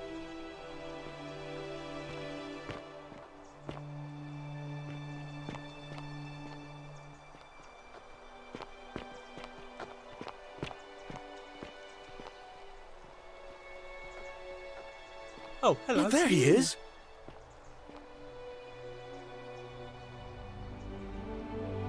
You're finally here. Remember me? It's a crazy story. After you disappeared, Karen appeared and told us she was returning us to the world. Even gave us some coins to help us start our lives over. Only, for some reason, she returned us to your world instead of ours. Anyway, I know we only ever had that one conversation, and I wasn't even sure if you'd remember me, but I wanted to say thanks for freeing us from the underworld and giving us a second chance at life. I know! I can't believe my luck either. But we're engaged and living together. We're planning to get married next spring. If you're going to be around, we'd love to see you there. Oh, I used Karen's gift to buy a farm in Umbria. Got a villa on it too, with enough room for Dooley, of course. It's hard work, but I sleep soundly every night. I'm finally my own man, and I wouldn't change it for the world. Of course. There's a whole museum full of people waiting for a chance to thank you, so you'd better keep moving. We'll speak again soon, my friend. You're here. It's lovely to finally meet you.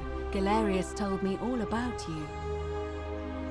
So, you're the hero who somehow vanquished the last of the Roman gods. As I'm a priestess, you realize you've put me out of work. I'm just teasing. Actually, and it still feels a little sacrilegious to say this, I'm finding life after religion quite enjoyable. Galerius and I are engaged and expecting. We've just bought a lovely villa in the countryside with room for a large family, and Dooley too, of course. It feels like the world has just opened up for us. There's so much to learn, and so many more possibilities for our children than we ever imagined. We're just so thankful for what you did for us. For all of us. Oh, it's sweet of you to ask. She recovered nicely. In fact, she's here somewhere, if you'd like to ask her yourself. See you at the wedding, I hope. Hello, I'm Dooley.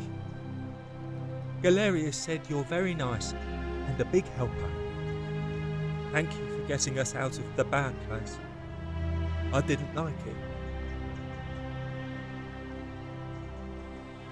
Treasure? Oh, I forgot about that. I like my box now. Galerius got me a box that tells stories. It's my favourite thing.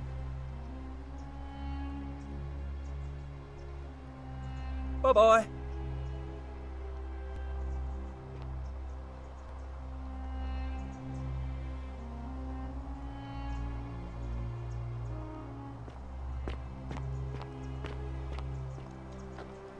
Hey.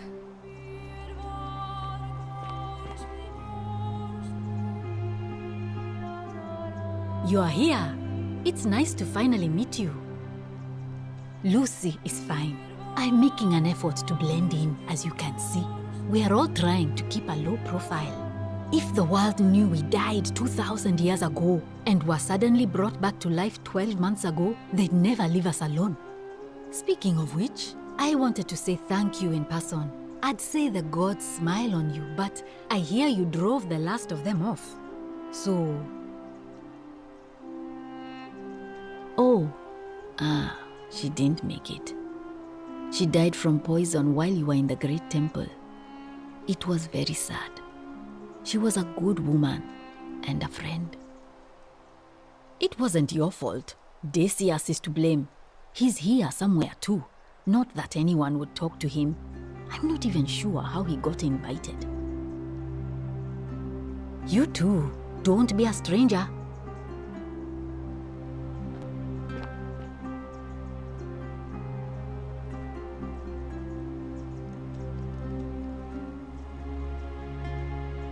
Hi there, I'm Horatius. I understand we have you to thank for giving us a second chance at life, and reuniting Centilla with us as well. So, thank you. I'm living up north and studying in the military academy in Modena. I'm going to be an officer one day. The world's changed a lot, but some things stay the same. Would you believe we're still studying military tactics from my time? Alexander the Great, Caesar, Hannibal Barca. Still, I have to keep challenging myself to let go of old ways of thinking and embrace the new. As Seneca wrote, the ones who pioneered our paths aren't our masters, but our guides. Ah, you remembered that. Thank you. I grieved for a time, but that's done. In the words of Epictetus, as those who rode behind triumphant generals remind them they are mortal, remind yourself your precious one isn't one of your possessions, but something given for now, not forever. Thanks. He's not my... Oh, I see what you did there. Good one. He had more trouble adapting than most. He got himself disqualified from the UFC. So he started some kind of underground blood sport tournament, like we had in Rome. Suppose it appealed to people's baser instincts. And they say he made some good coin, killing a bunch of men like that. But his luck finally ran out, and his life along with it. You know what they say. Live by the sword, die by the sword. Perhaps. And you. Farewell.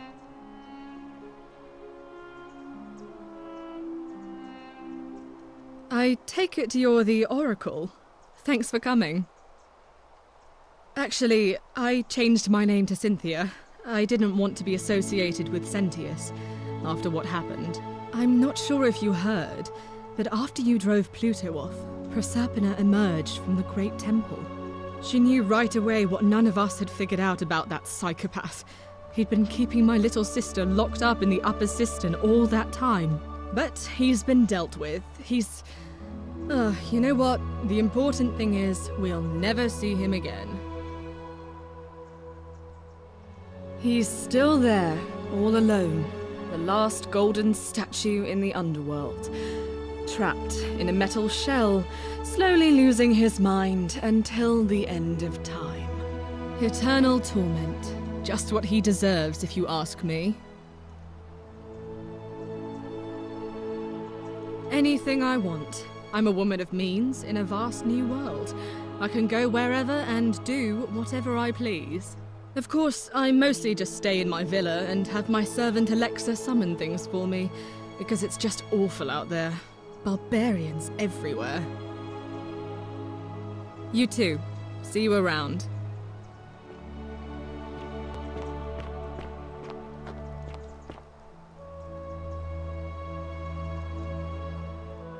Greetings. You must be the legendary Oracle. It is a sincere privilege to finally make your acquaintance. I am Georgius. I am told we have you to thank for freeing us from Hades, and for that, I am most grateful. Ah, the poor sweet thing perished in a shrine collapse before the rest of us were saved. It is the one regret I have in all this. My friend, there is no need for you to apologize. You have done more than enough. I am reacquainting myself with Greece. It has changed so much over the last 2,000 years, I barely recognize it. This is at once heartbreaking and thrilling. Perhaps one day, once I have seen all of this new Greece and sampled her delights, I will settle down in Santorini in a villa overlooking the azure Aegean Sea. I hope you will join me there and regale me with the story of how you faced off against the fearsome god of the underworld and won. You too, my friend.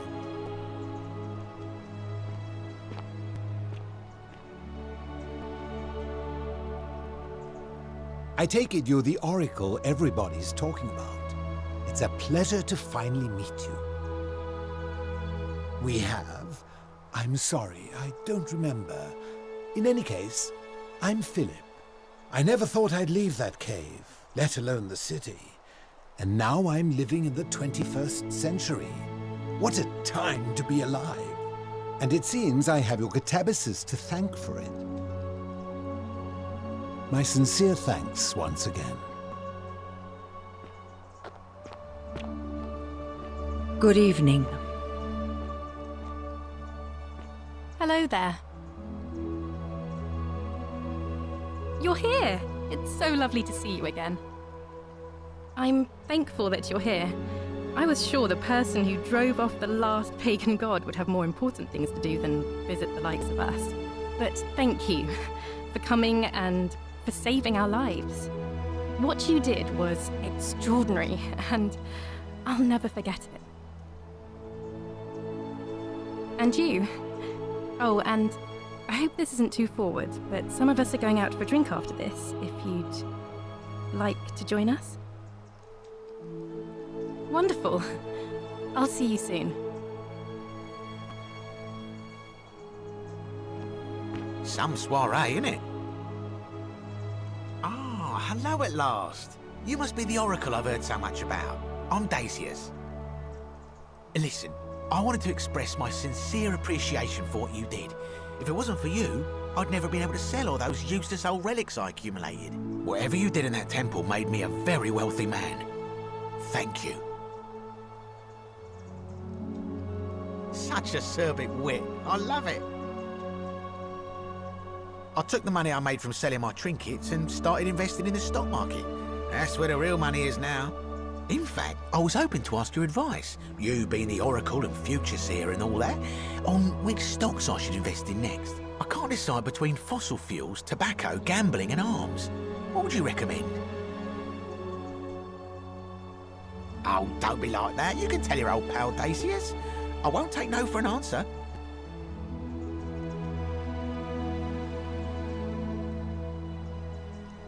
Oh, of course, yeah. I was just thinking the same thing.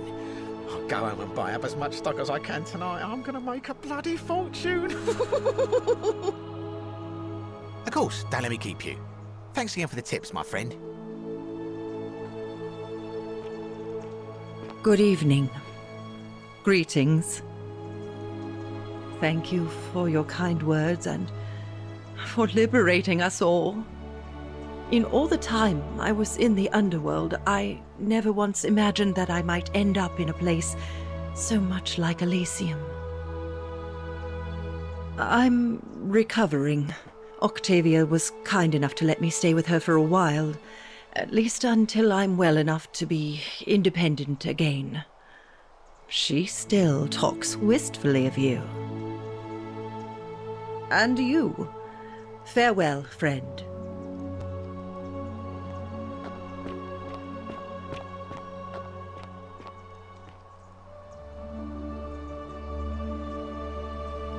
It is an honor to finally meet you, Oracle. You know my name? Oh, of course. You are an Oracle. You know many things. I too would like to offer my thanks for releasing us from that place, and for your role in bringing us here. This world is truly wondrous. Thank you, Oracle.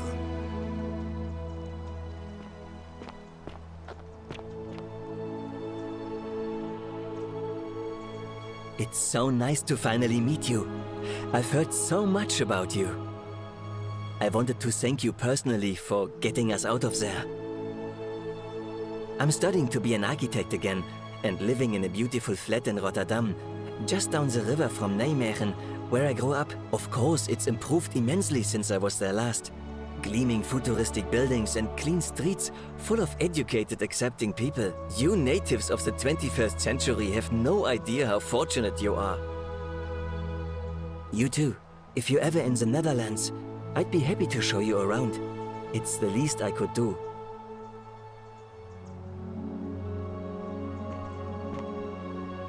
Hello there.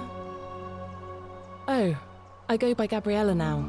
I didn't want to be reminded of that monster every time I heard my own name. After you drove Pluto off, Proserpina came and released me, and that monster got what was coming to him.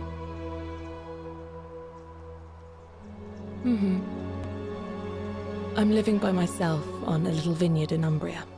It's something Ulpius and I used to talk about doing when we got out, and I thought that's what he would have wanted.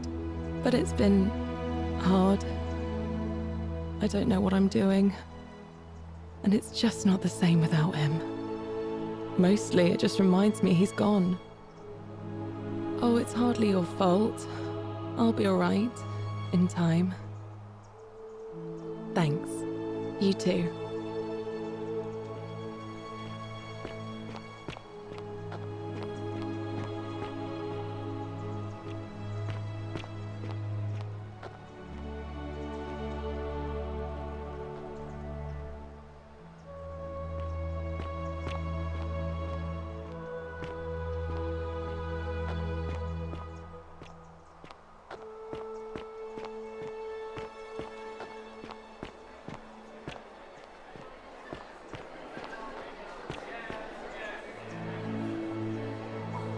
There you are. I hope you enjoyed that. Now, there's one more person I wanted to introduce you to. I think you know her. Sorry if I frightened you. Just a little joke I've been saving for a long, long time. Allow me to introduce myself properly. I am Proserpina, former goddess of the cycle of life and renewal, and now a regular mortal. I wanted to meet you in person, and thank you for freeing all these people, and me. I hate to think what would have happened to us without your intervention. Indeed. Suffice it to say that while Pluto was controlling the eyes and ears of each golden statue, I was able to control their tongues and whisper to you when he was distracted. I am sorry my messages were so cryptic. There were only ever brief windows in which I could speak to you without being detected. I did. I may have given up my immortality, but I still retain my gifts as the goddess of the cycle of life and renewal. After witnessing Pluto punish countless poor souls over thousands of years, I knew this generation, the final wave, would not survive. So I tried to give them a way to buy more time. A second chance. Rather, as many second chances as they needed to avoid his wrath. I don't know what happened to him. I haven't heard from him, and I rather hope it stays that way. Oh, she inherited dominion over the underworld. Last time we spoke, she was working on a new world of some kind. She wouldn't say what it was, but I'd be surprised if you don't run into her again. I imagine we all will, one day. And you, although it feels like I've known you forever. Oh, and one last thing. Do you remember all those golden statues scattered throughout the city? Good, because they remember you. Well done, my friend. Of all the heroes who ever journeyed to the underworld and returned, none came close to achieving what you did. Hercules, Orpheus, Theseus, and Aeneas would be proud.